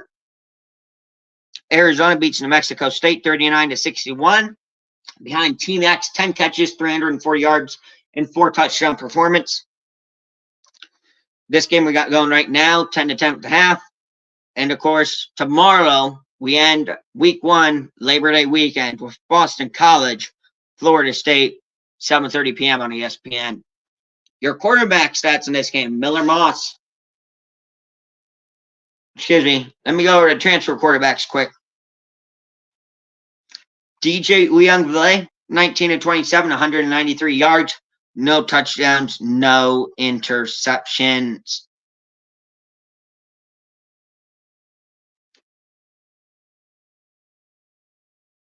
Let me keep going. Cam Ward, 26-35, 385 yards, 3 touchdowns, and a pick.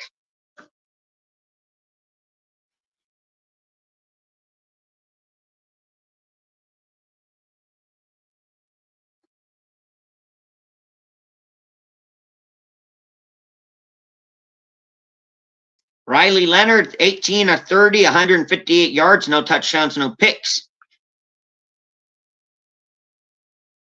Keep in mind, folks, don't feel like I'm skipping your players. I am just going over transfer quarterbacks and how they performed.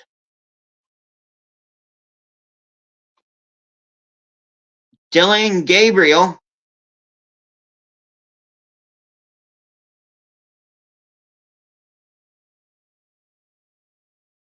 great game, over 300 yards passing and a touchdown. Actually, 2 touchdowns, excuse me.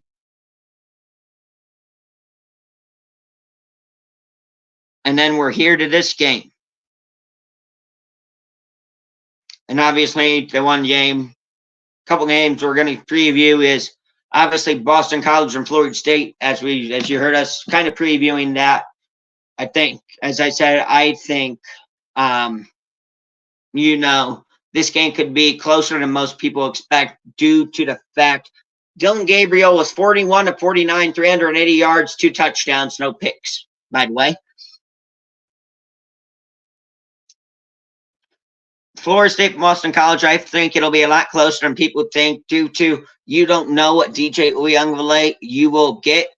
Also, Will Howard for Ohio State, 17-28, 228 yards, 3 touchdowns, no picks. And, I feel like we might even see another upset here with BC and Florida State. The one other game I wanted to preview, after we go over Kyle McCord here, Kyle McCord, 27-39, 354 yards, a touchdown, and 4 touchdowns, and 1 interception. Texas going to Michigan in a big house. Noon kickoff on Big Noon. and College Game Day. Most people are expecting Texas just to go into the big house and just completely blow Michigan out of the water. I think Michigan's defense will keep them in it for the first 3 quarters or so, or maybe a little more. But Michigan will end up falling behind, and Texas will pull away to win that game.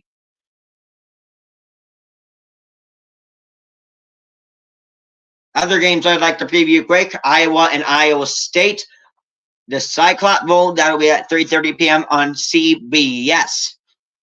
You know, Iowa showing an offense last week, 40-0, even though they only scored 6 points in the first half. We'll have to see. And this is at Iowa. I think Iowa does come out on top of this game once again. This will be a low-scoring game, though.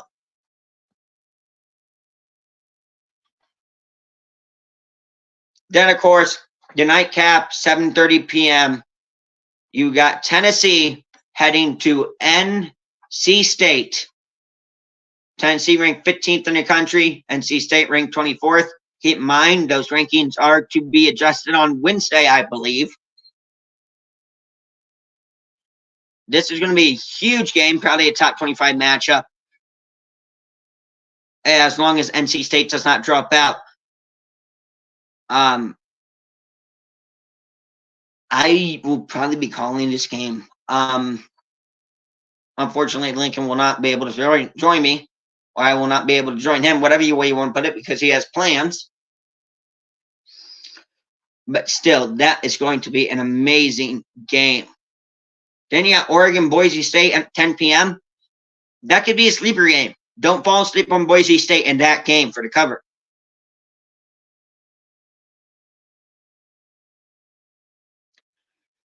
And finally, there's one last thing I would like to do at halftime.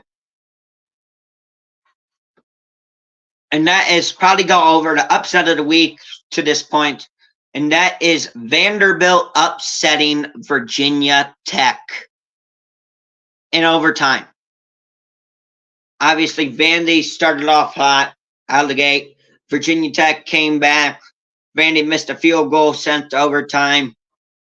And Vandy just won from there. So,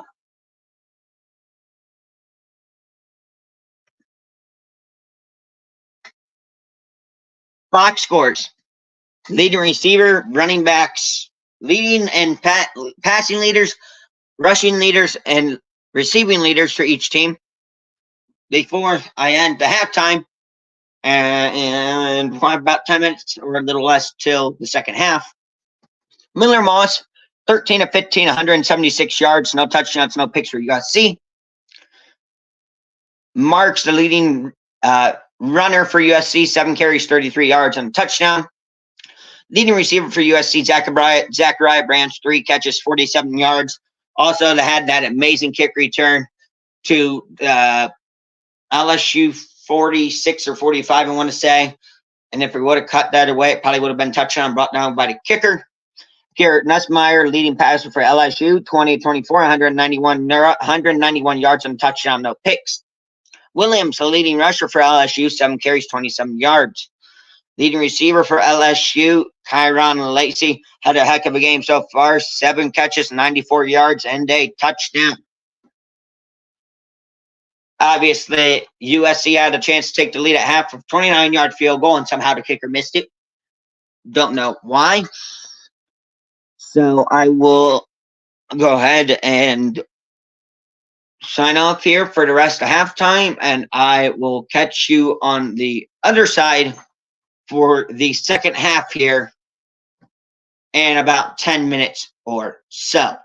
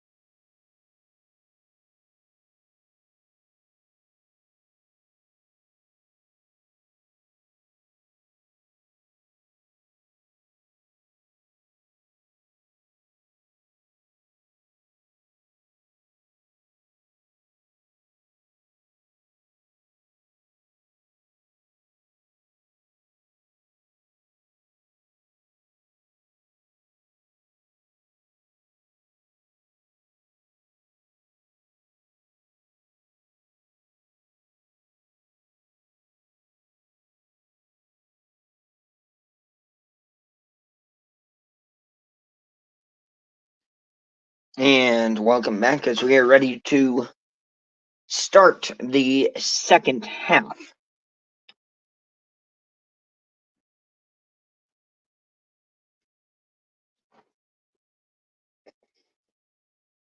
As we are tied at 10.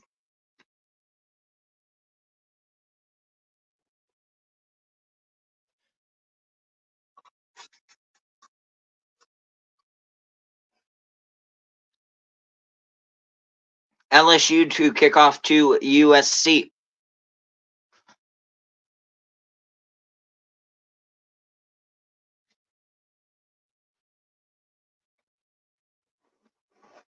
Zachariah Branch back to return for the Trojans. Boot is away, and it'll be a touchback. Miller Moss and the USC offense will come out to their own 25 to start the second half.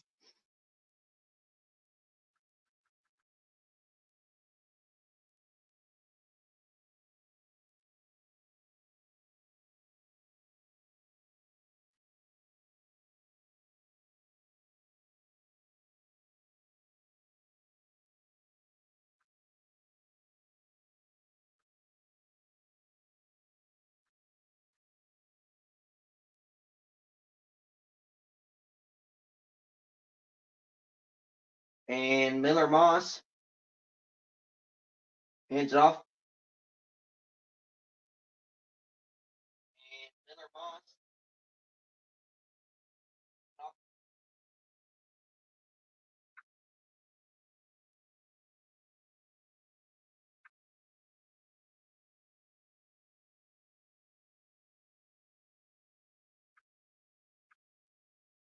And it's second down. And 4 for the Trojans. Hands it off again, makes a man miss, cuts it back, loses, still up. He makes a man miss, and somehow he gets 2 out of it.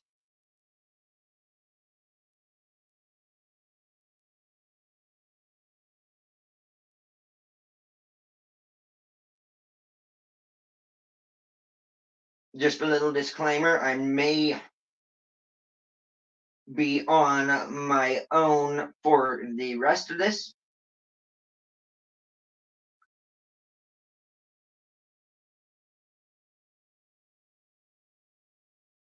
Third and 3 for USC and Miller Moss. Moss back to pass, swings it out. Almost intercepted.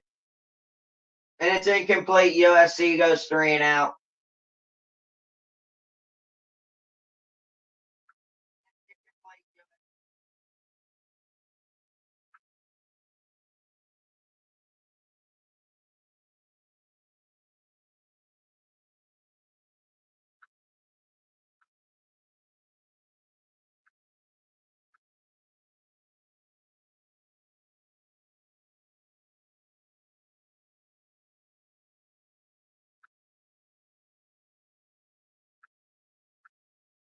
USC will punt. No pressure. Good boot. All the way back to his 13. And they'll have a chance at the return, and he's out to the 27, and that's where LSU and Nussmeier will have their first drive of the second half when we come back.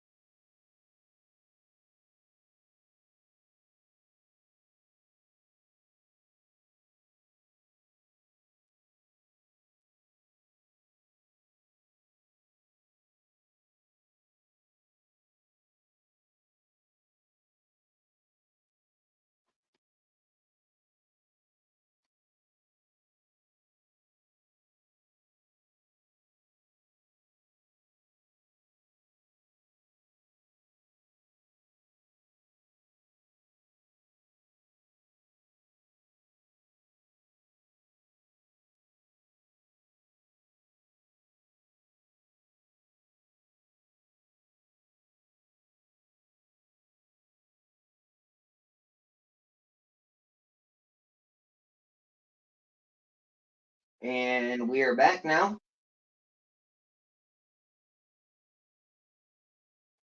After USC went 3 and out to start the second half.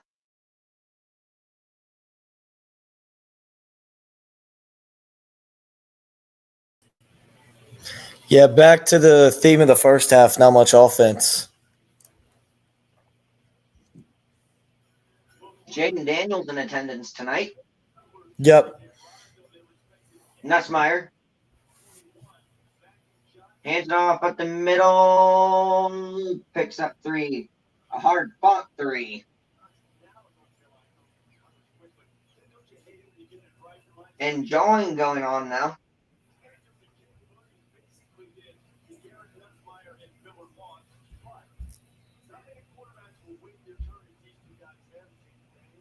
Yeah, I was able to get about 12 minutes of filler in, actually. Good. A little halftime show, then take a little break. It's a long game.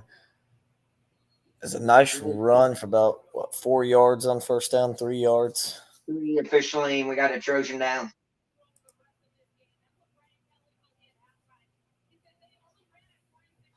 Campbell, he will probably be a first-round pick this year out of LSU off that offensive line. Oh, yeah, he's a stud. And so will Emory Jones Jr., the right tackle, as well. Yep. Both of them. 2 of the best tackles in the game.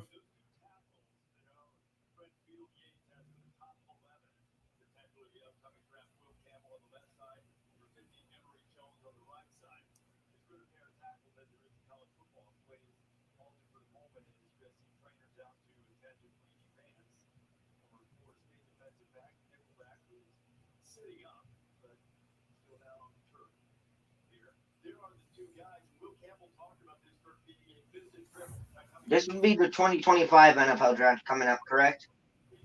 Yes.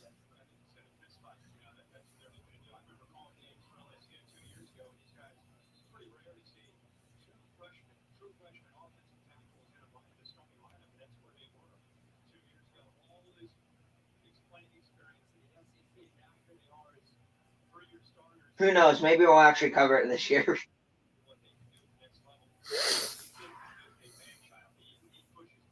Because I know we kind of ran into a roadblock last year with it.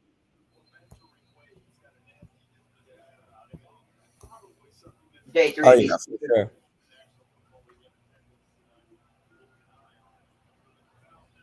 Anyhow, back to the game. LSU 3-7 on third down.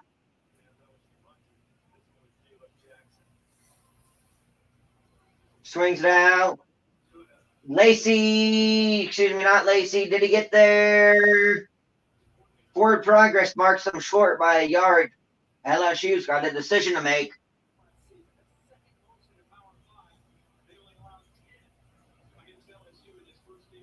Oh, half of a football short. What does LSU do? My guess is go for it. Brian Kelly likes to be aggressive.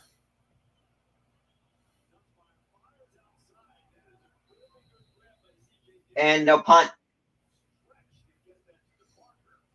Beware of a fake. Yep. Got a question for you here, and it's not a fake. Decker on the match.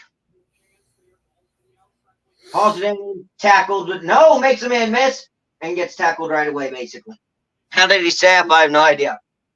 I got a question for you here while I have a second, because I know you weren't, exactly able to stay during the halftime show for reasons. Won't go into it. Have any thoughts on the Michigan-Texas game? I think Texas is going to beat them pretty bad.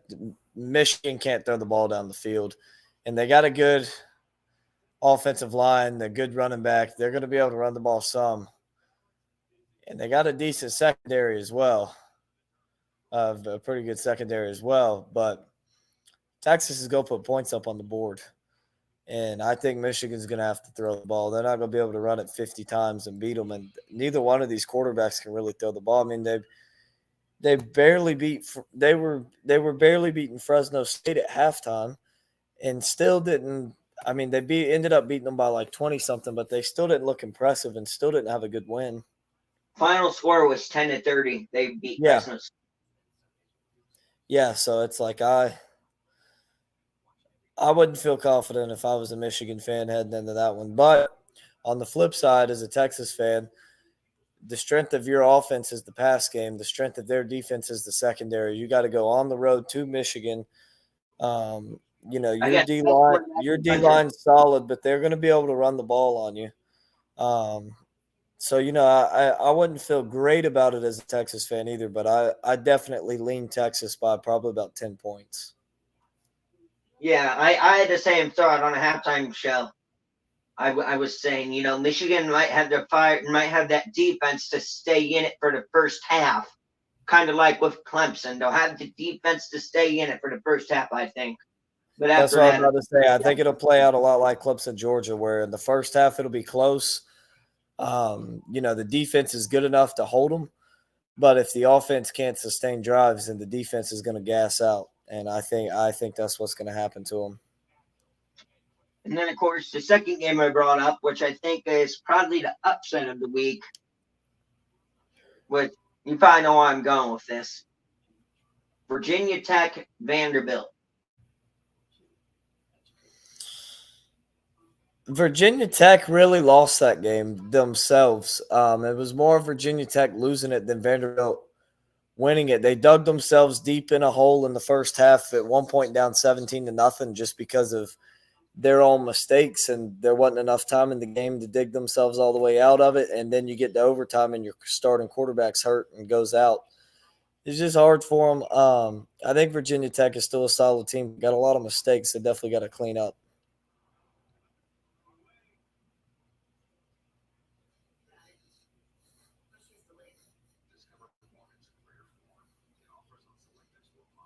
Don't know if you saw what I just said.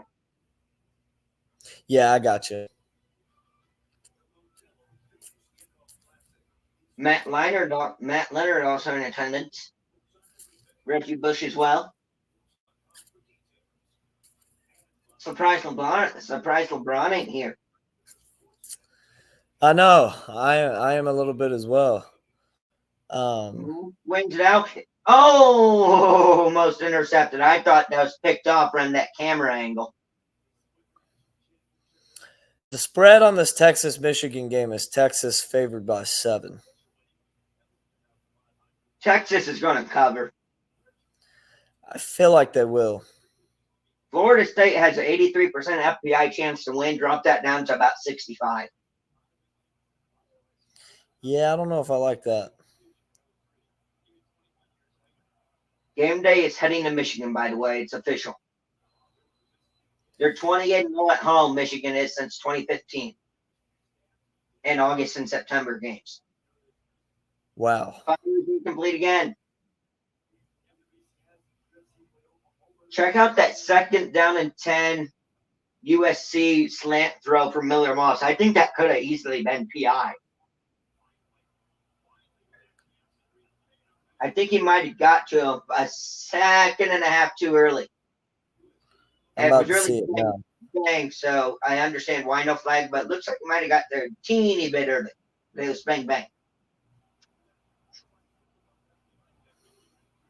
3rd and 10.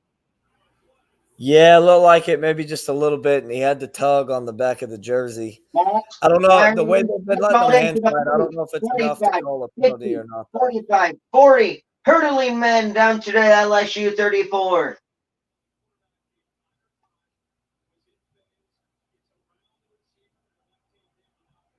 Huge gain on 3rd and 10.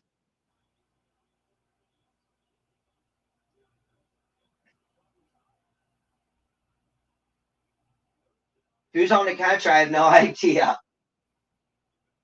I wish the USC had nameplates on the back. That would help a lot. It would. I guess I need to go do my advanced scouting. Kyle Ford, the guy who caught it. 4 yards on the carry. You get my joke there. I guess I got to go do my advanced scouting of the players' names. Yeah. The ESPN graphic will help a lot too with the names. Well, I can't actually visually see that right now because it's kind of Yeah. but Yeah. because my phone's plugged in and I'm watching the game. 2nd and 7. And we got a flag.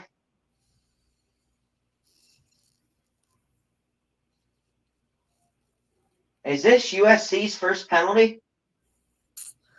I believe so. That's the one thing. USC has played a very clean game. With how clean they have played, you'd think they would be winning by at least 10 right now. You really would, but they just Well, it they doesn't haven't help put it when you can't together. get a 30-yard field goal either. And a dome, nevertheless. That'll make it even worse. Moss, back to pass, under pressure, escaping, firing, hauled in for a whole 5 yards. Major Burns on the tackle. One of the better names in college football. Prospect that going into the draft this year that I'm very high on.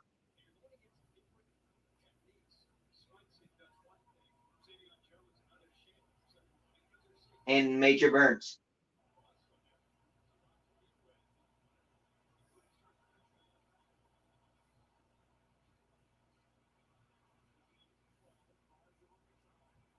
Third and 8. Huge play here for the LSU defense.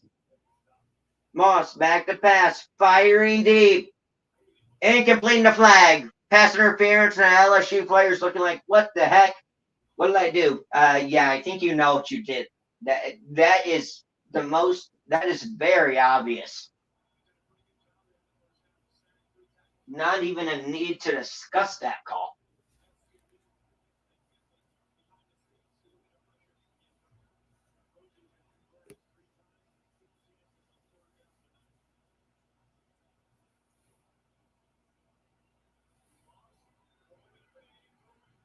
Yeah, I mean, he never even turned around for the ball or anything. And then you see him, he throws hands up like, what? Yeah. What do you mean what? That's clear as day. Yeah.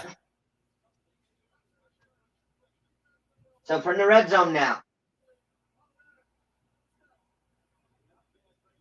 Firing deep again. It's hauled in. Oh, it's incomplete.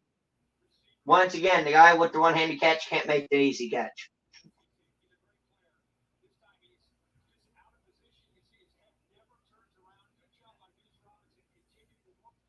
That was a bit ticky-tacky, too. That might have been PI, but before the ball was thrown. But I like that no call because both people were fighting for the ball. Both players were.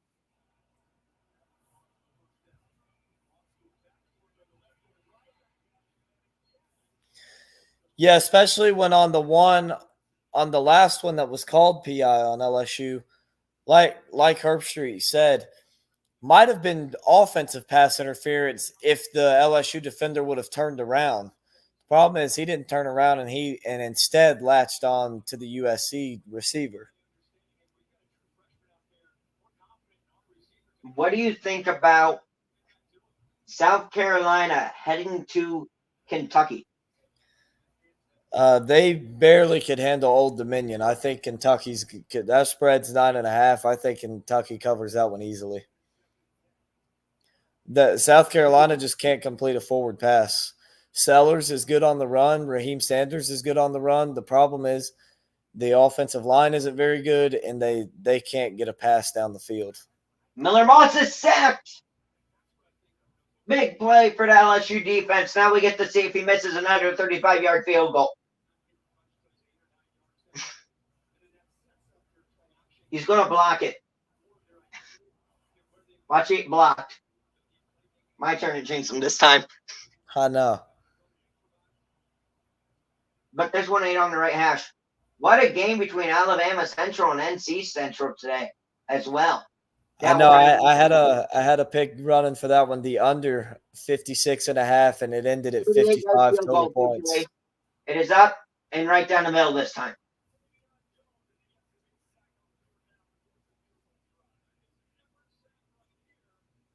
Fun fact here that people may not know: Big Ten is currently 16-1.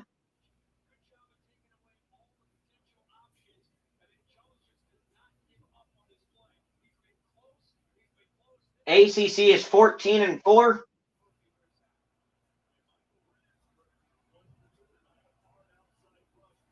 Big 12 is 14-2.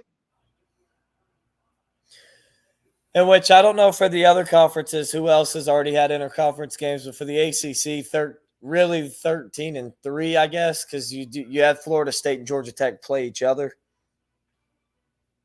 True.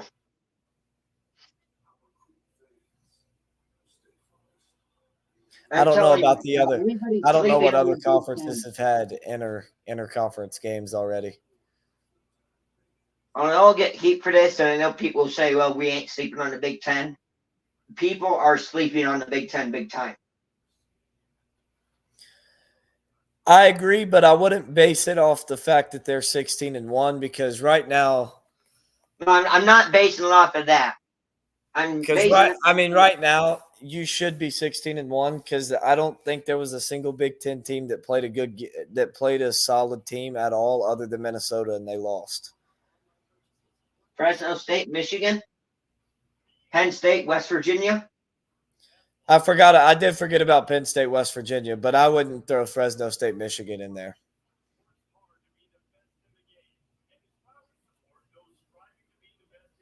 While we're on that, I'll also touch on this since you kind of missed a halftime show.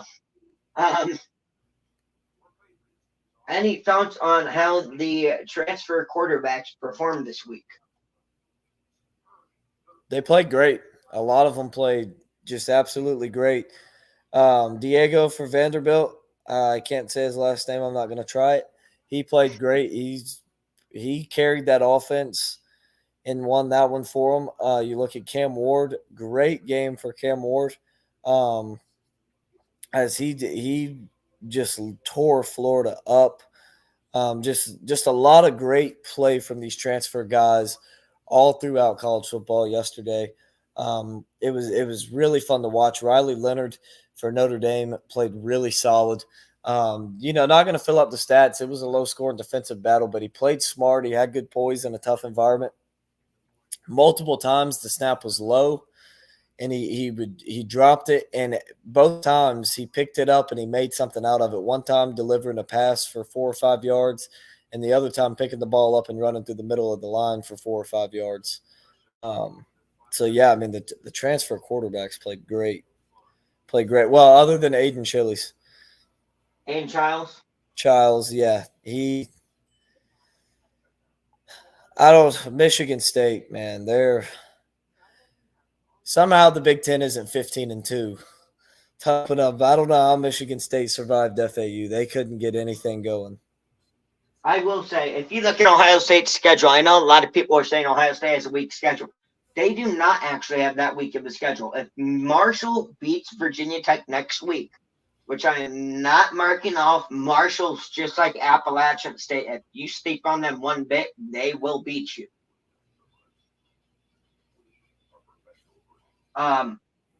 If Marshall wins and stays undefeated till they play Ohio State will play 5 unbeatens in a row, most likely.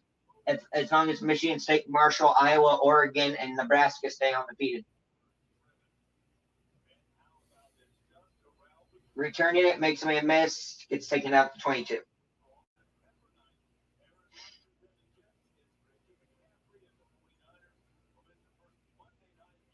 So Ohio State actually has a pretty tough stretch there. With Iowa, Oregon, Penn State, back to back to back. I think the biggest thing with it is just the lack of any teams really on the schedule that can beat Ohio State. I mean, really the only teams are Penn State, and not really can they beat them, in Oregon. And other than that, there really isn't anybody on the field that could beat you. A field goal is good enough to beat Iowa. Nebraska, they're going to be overhyped come that game because they play literally nobody, and they might not even be overhyped because they might lose to Colorado this week. They ain't losing to Colorado after what Coach Prime said. What's that? They ain't losing to Colorado after what Colorado said last year. Yeah, I don't think so. But at the same time, I don't know, Raiola. No, it is at home, so that definitely helps. But in that game, because And it's prime time. yeah, that's all I worry about with them in that one. I have a feeling Raiola's welcome to college football moment will be against Ohio State. Up the middle, he's got lane. He's got a hole. He's off to the races. Drag down. Just tripped up. Otherwise, there would have been a touchdown for FSU. What? LSU. DJ played so bad, it's still in my brain. Yeah. Looking ahead to tomorrow night a little bit, I guess. No sneak peek there. Next night, tomorrow night I'll be calling LSU. Next night, I should say, tomorrow night, I'll be calling FSU LSU.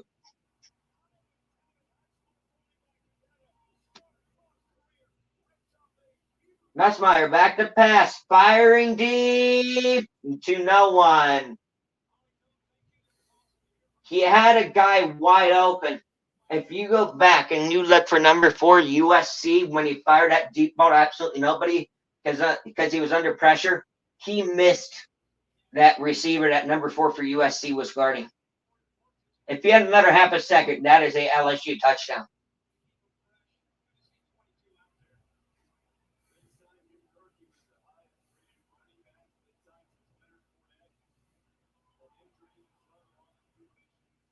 Oh, yeah, 18 was wide open down the left hash.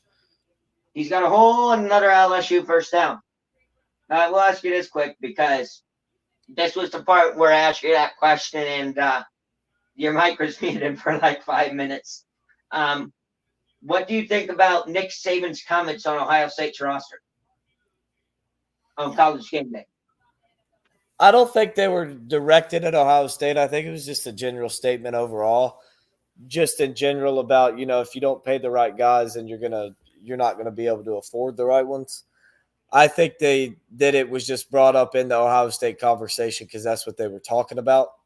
But I don't think it was anything. And I don't think Saban was saying, even if it was about Ohio State, I don't think he was saying that they did pay the wrong guys because a lot of the transfers they got, at least a few of them, were actually from Alabama, guys that he recruited. So I don't think that it was directed at Ohio State. I think it was just a general statement for college football.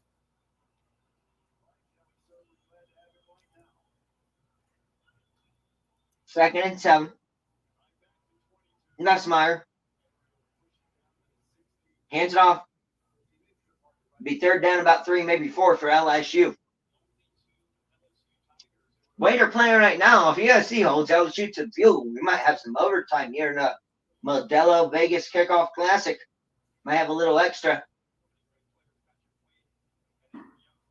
cherry on top, as they say. Yeah. Oh yeah, for sure. A little free football. Backyard football.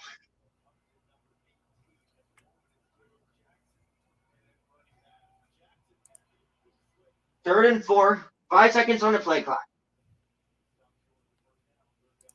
Takes a snap. Rolling. Firing. Touchdown LSU. Anderson on a touchdown catcher, if I saw that correctly. Aaron Anderson.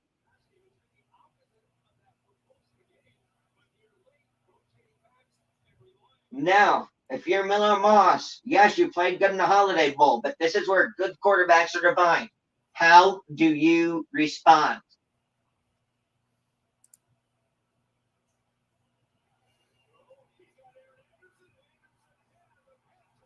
If you're Miller Moss. Well, there's only one way to respond, and that's to go back down the field and put some points on the board. Preferably a touchdown. DAT up. Good. What a game we have on our hands here. It is a ball game now. 3:42 left to go in the third. USC 13, LSU 17, and we got an altercation going on, and we got flags down. This thing's starting to get a little spicy in here.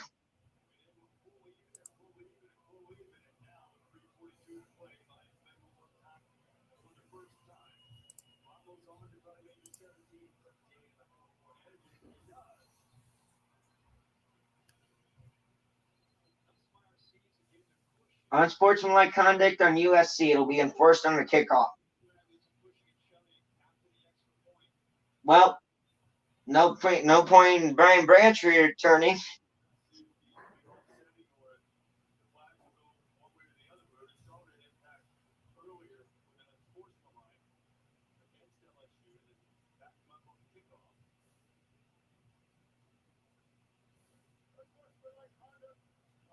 My secondary channel has more subs than my primary channel.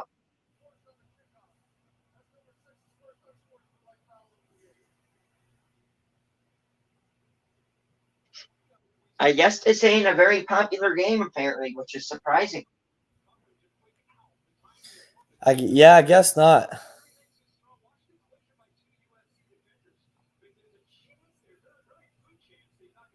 But, you know, typically when if it gets closer to the end, it typically gets closer. More people start coming in because the game starts trending.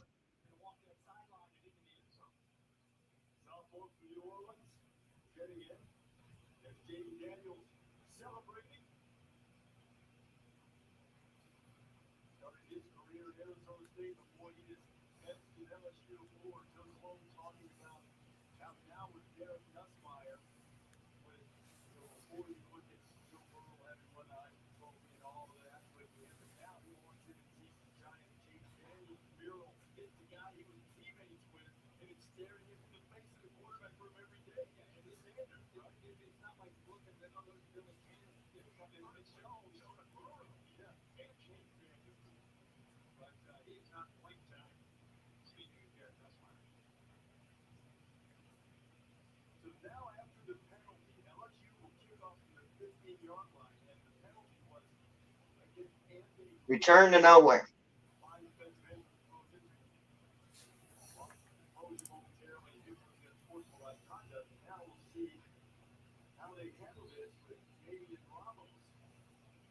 So,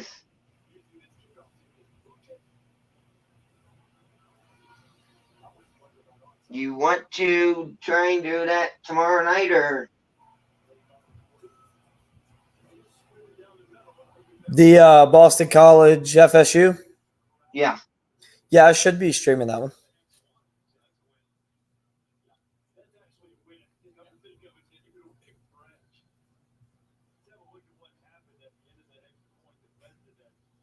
What is going on? What is going on? No, it's not time. You don't call a play like that in that situation, Riley. Come on. What is this? You're trying to end around it. The pitch never gets to him. It's not time for trickery. It's time to move the ball downfield. Not go backwards and act like you're a pretty pony. Back to pass, looking, and a flag. It would have been a great play if the guy for the end around actually came around so that way he could get the pitch, but he wasn't there in time. And then by the time that he finally got there, LSU was already there. Could I the 6th is what, Thursday? September 6th? When is that? Isn't that Thursday? September 6th? I believe that's Friday. Well, could I interest you in BYU and SMU? Honestly, that might be a good game. Friday at 7 p.m.? That might be a good game.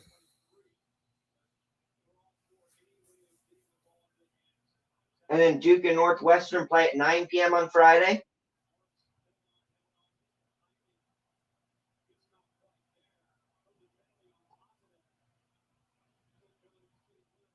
Third and 18 for SC. Fire deep to Branch. They're literally rushing 3. They don't respect Miller Moss at all. Fire's hauled in, but way too short. If you want to act like a pretty pony, you would have had the first down.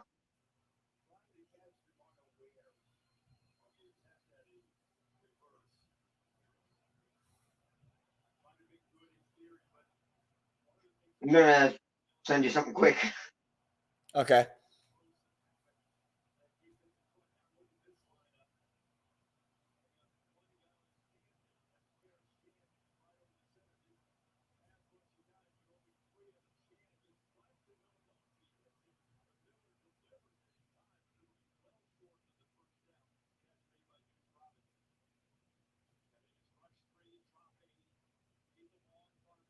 Okay, should have got it.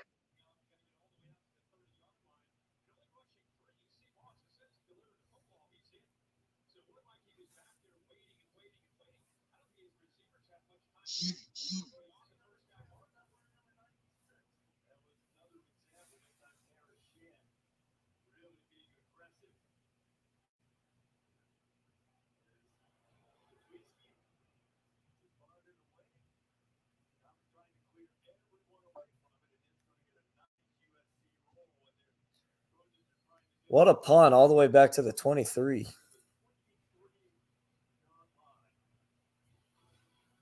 Yep. Nussmeyer.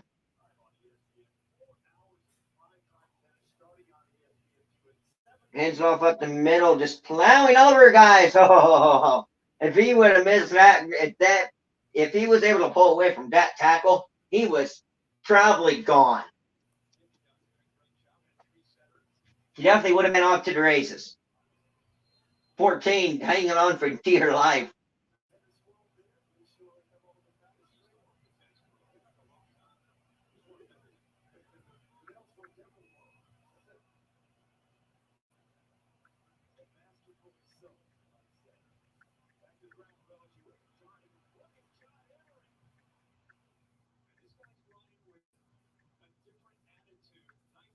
Hauled in, first down, bodying a guy. Jeez, and some more pushing and shoving. This game is starting to get physical. Yeah, it is. LSU really starting to impose that run game. USC hasn't really been able to get it going. LSU over 100 yards on the ground, and they're really starting to put it on at this USC defense and try and wear them down. Put your 4s up in the air.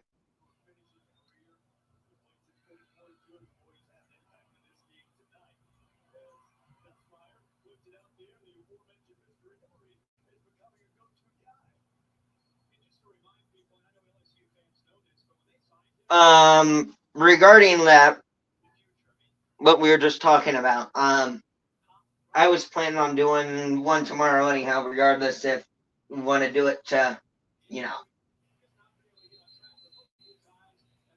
All on right, my sounds side. good. Well, we're headed to the fourth quarter, 17-13, LSU on top. We'll take a quick break, and we'll be right back with you guys in just a moment.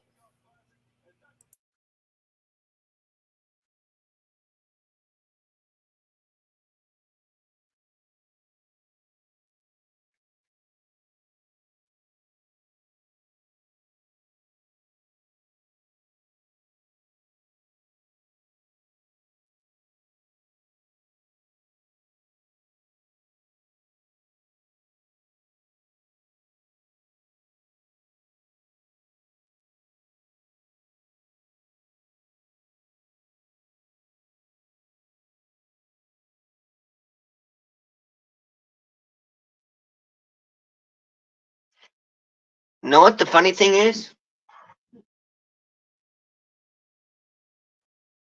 It's that last year USC and LSU were offensive juggernauts.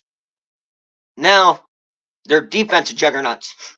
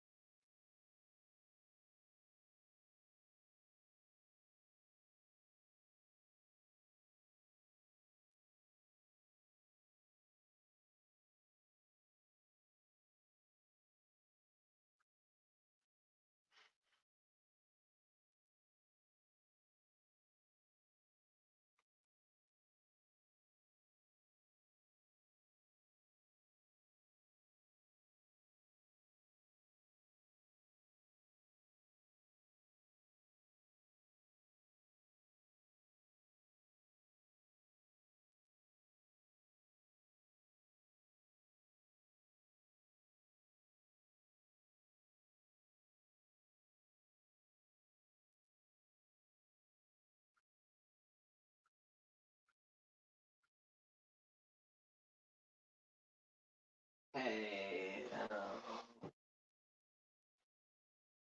Welcome back here for the fourth and final quarter, unless we have some free football.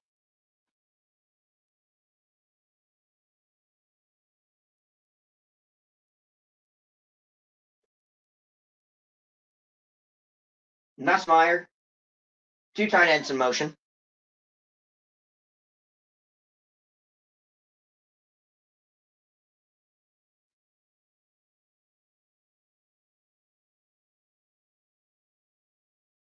Take snap, hands it off, up the middle for 3. Gentry on the tackle. Heads up, if you're talking, your mic's muted. Just a FYI. Because I know that happened earlier.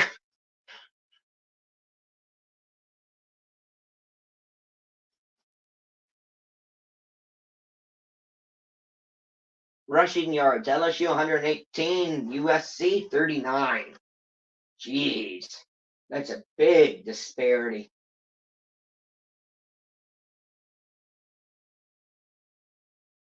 Nussmeier firing deep to 30 yards over everybody's head, apparently. It'll be 3rd and 6.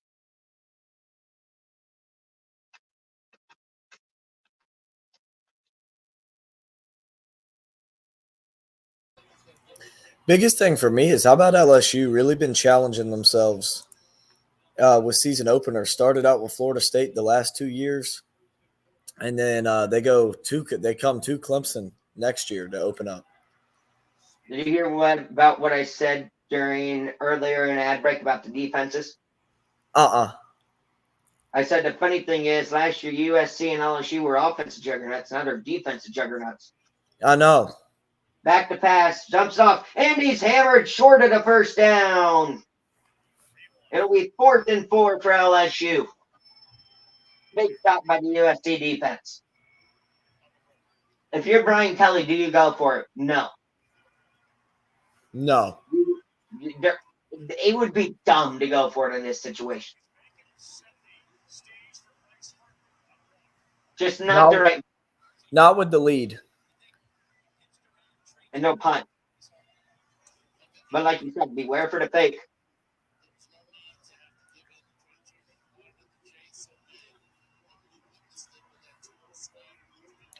Punt almost blocked. Got a little bit of pressure.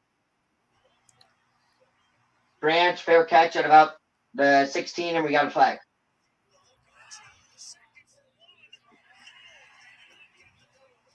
Too many flags.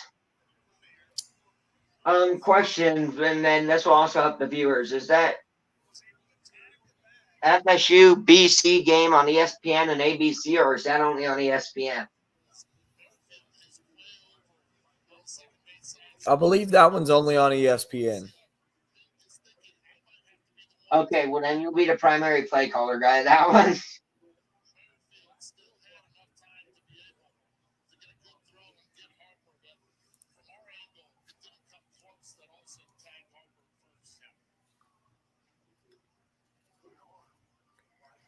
Now to watch, we're about to find out definitively.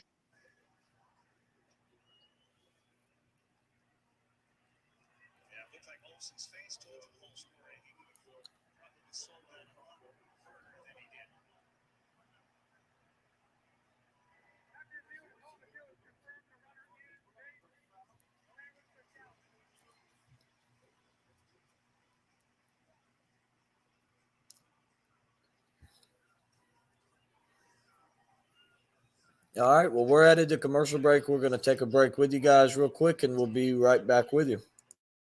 Yes, just to clarify, this is only on ESPN.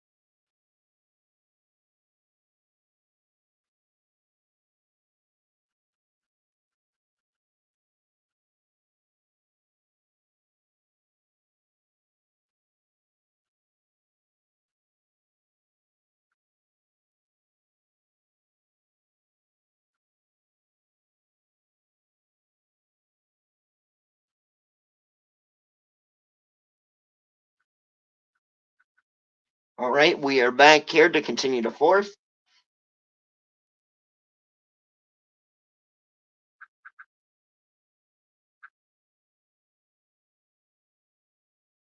As I have a question for you, a trivia question once you get back. Your Aflac question for today. Andy swallowed up in the backfield.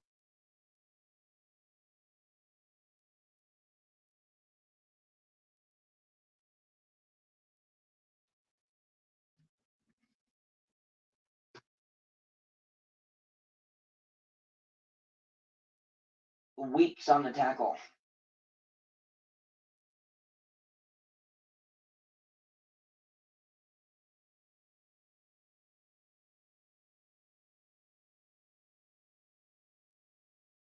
Second and 11. Fires first down and more for USC. Up to their own 34 and a first down for the Trojans. Well, we know it won't be a shootout out of these. So both of us are both clearly wrong.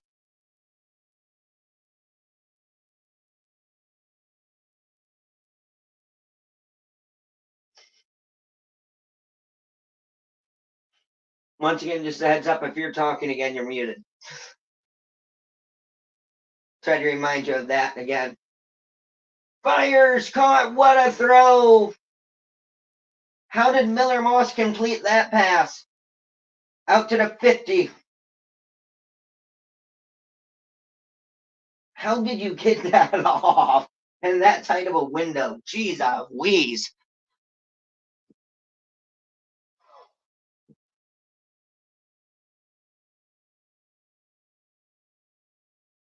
Miller Moss, 18-24, 268 yards, some touchdowns, some picks. USC at the 50. Back to pass. Looking, firing. Gain of 7 on the pass toe tight end, and the Tigers territory for the Trojans.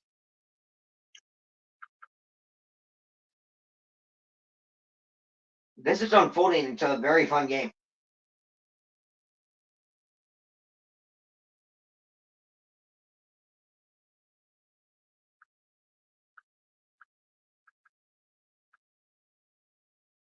Second and 3 for USC. Driving to try and make it tied up. To try and make it a 1-point game or take the lead. Moss. Fires. Caught. First down, Trojans.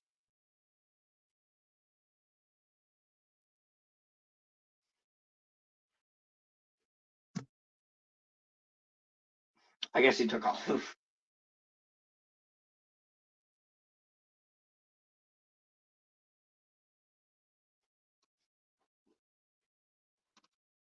First and 10 for SC. Miller Moss 4 for 50 yards on this drive. Direct to LSU 37. 5 on the play clock. Moss takes the snap, hands it off. Up the middle for about 4, maybe 5.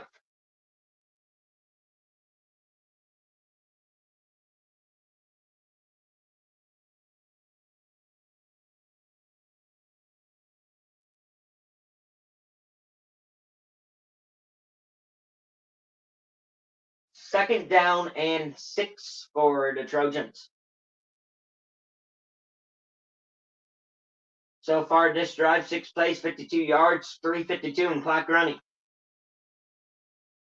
Moss back pass, fires, it's tipped up in the air.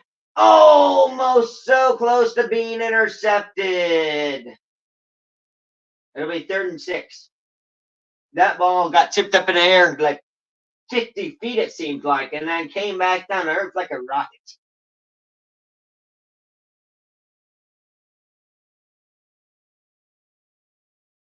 Third and 6 for the Trojans. Keep in mind, this would be a heck of a different game. It would be LSU would only be up 16-17 right now if USC did not miss that field goal earlier.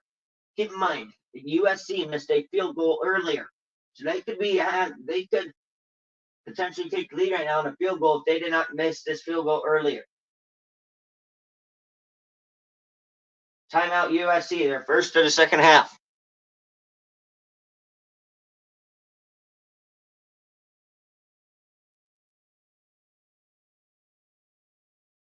And we'll keep it here.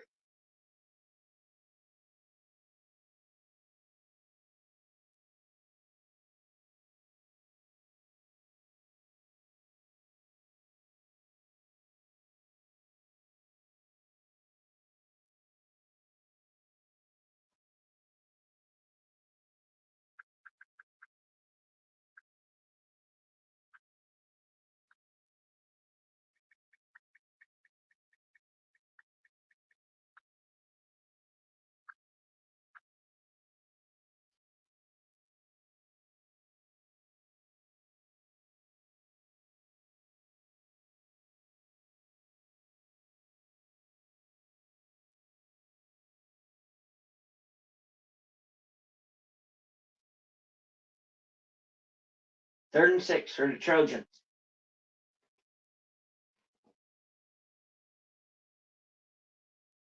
From the LSU 33.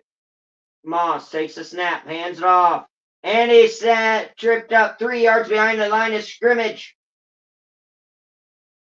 Weeks again. 4th and 9 for USC. And what do they do here?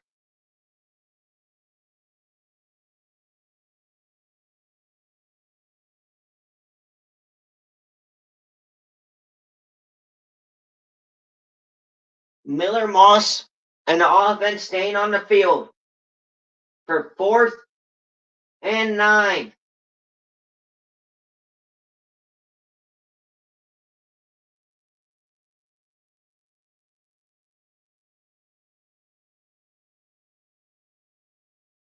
USC now uses their second timeout in the second half.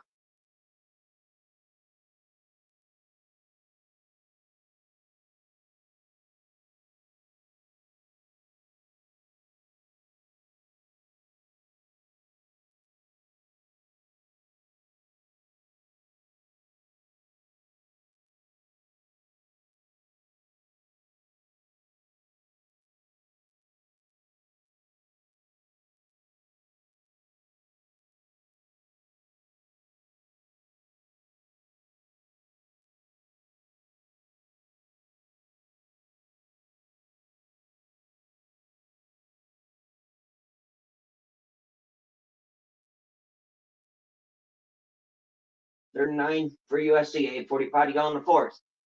Trojans trailing 13-17. This is a Dr. Pepper Champion Dry Game of the Week. The Modelo Vegas Kickoff Classic. Does Miller Moss have some magic left?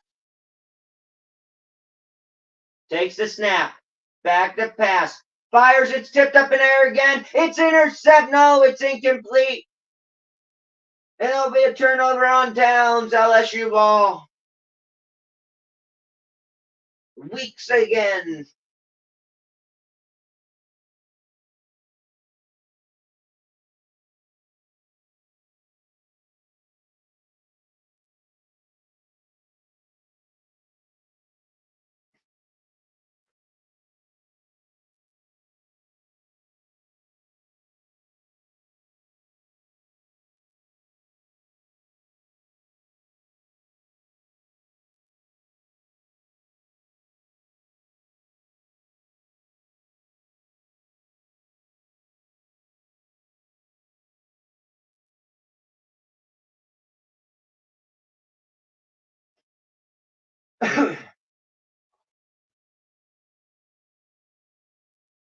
Did Weeks pick that ball off?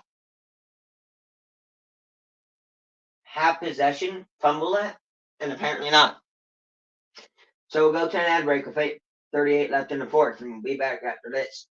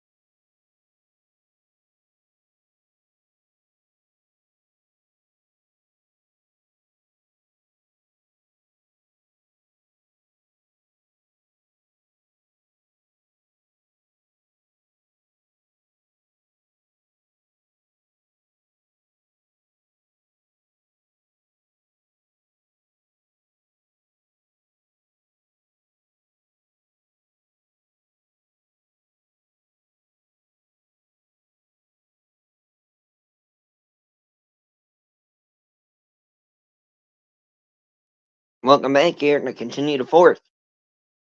USC trailing LSU 13-17 after they just turned it over on downs.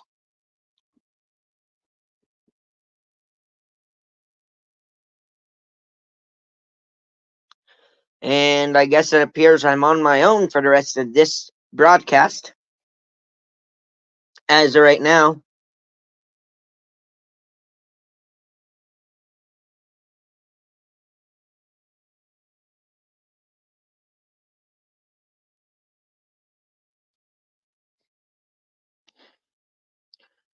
So I want to see if Lincoln will be joining me again. Hands it off at the middle, and he's throwing down immediately for a 3-4 yard loss.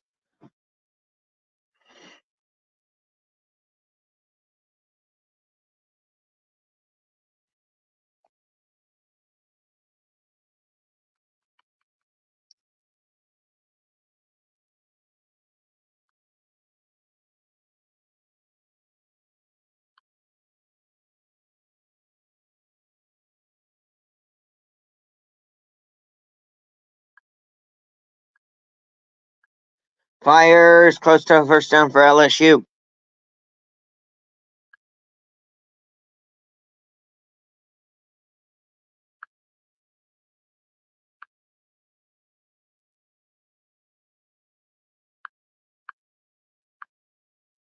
Third and 1. Handoff up the middle. He won't get there. He stuffed a yard behind the line.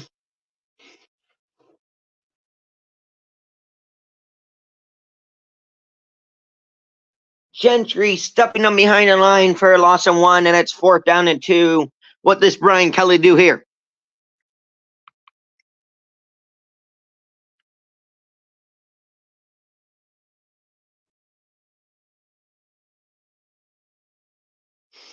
They'll get the football back. Apparently, but watch for the fake punt. Grant's back to return. Punts away. Branch slides and hauls it in at the 37.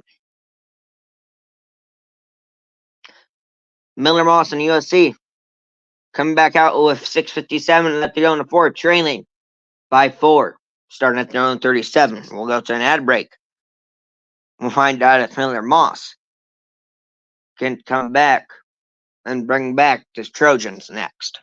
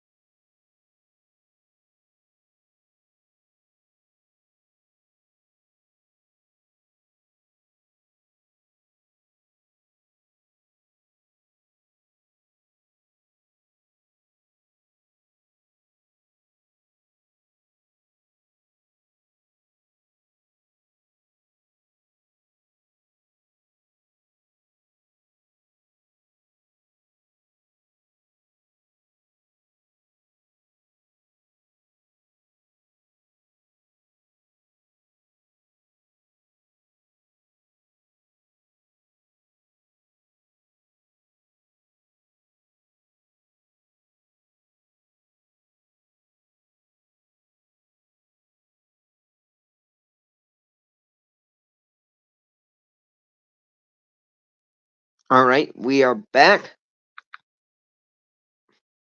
USC will have the ball on their own 36. 6:57, down by 4. Remember, this would only be a 1-point game right now. That's an important note to make. USC could take the lead for field goal, but they missed that chip shot 29-yarder earlier. That could make the difference in the game.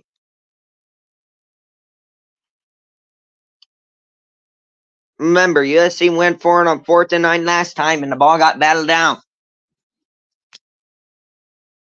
Moss fires, it's caught. He's to the LSU 43 and brought down.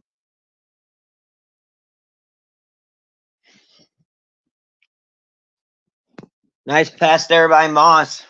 Right over top of the linebacker's head.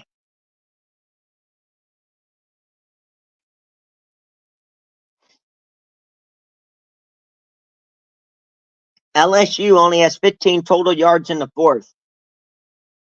USC has 69. Heading to LSU 44. Moss hands off at the middle. He's got a lane. Got a hole. Still going to first down and more.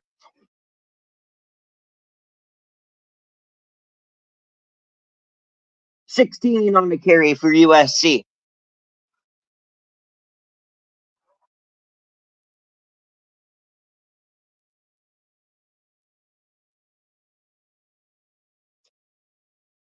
Down to the LSU 28. Offsides on LSU.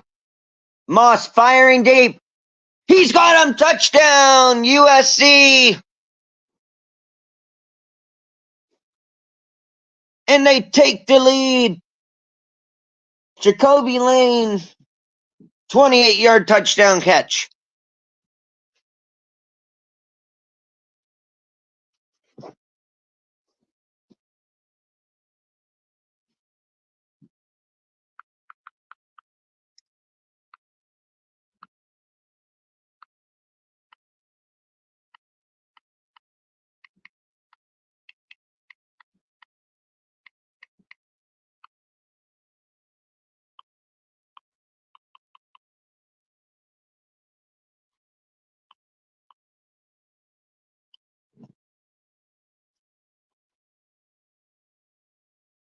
PAT is up. And just an upright to make it 20-17 USC. 5:44 left to go in the 4th.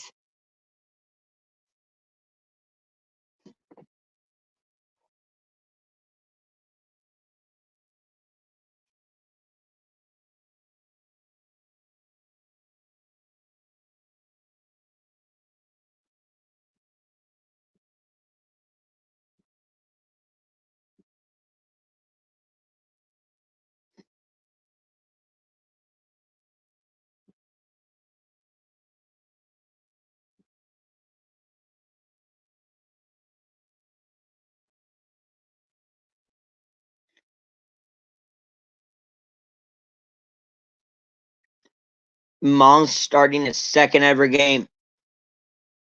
Delivers one right in the basket.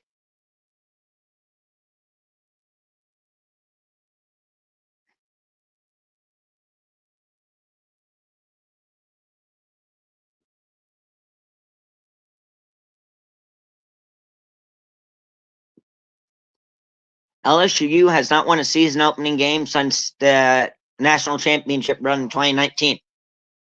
USC will put it away. It'll be a touchback, and LSU will start their own 25.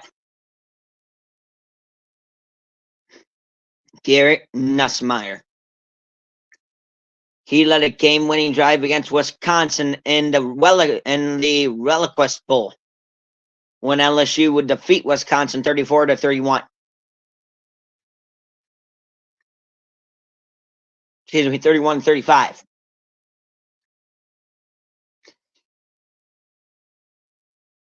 Nussmeier is a veteran, just has not started a bunch of games. 1st and 10 for LSU. Running back on his right hip, and a false start in LSU. on Campbell.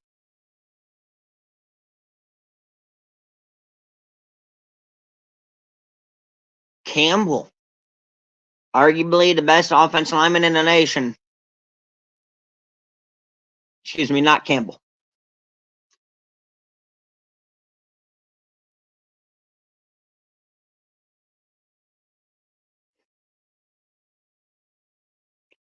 First and 15 now for the Tigers.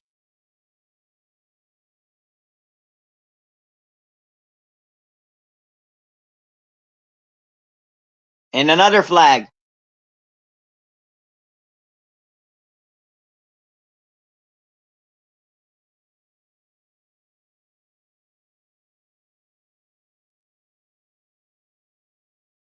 This should be offsides on defense.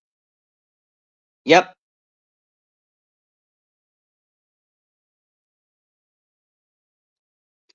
So now it's first and 10 again.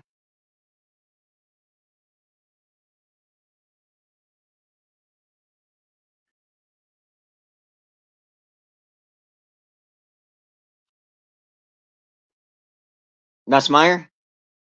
Back to pass. Looking. Drops it off. He's got a man out of bounds after about 3, maybe 4. Be second about 6 for the Tigers.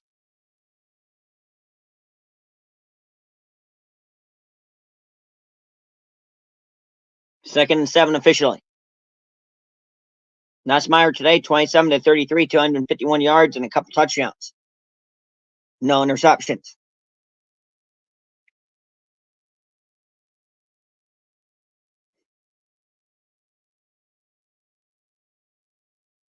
Wide receiver in motion. Nussmeier pitches it. He's got a lane, and he's knocked down after 2. And it'll be 3rd and 5 for LSU. Now with just under 5 to go in regulation, clock running.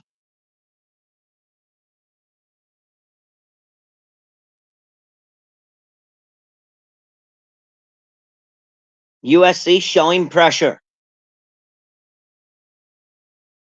10 on the play clock. Nussmeier comes up to the line to make adjustments. Now down to 5. 2. Gets off. They back off. Nussmeier looking, firing deep.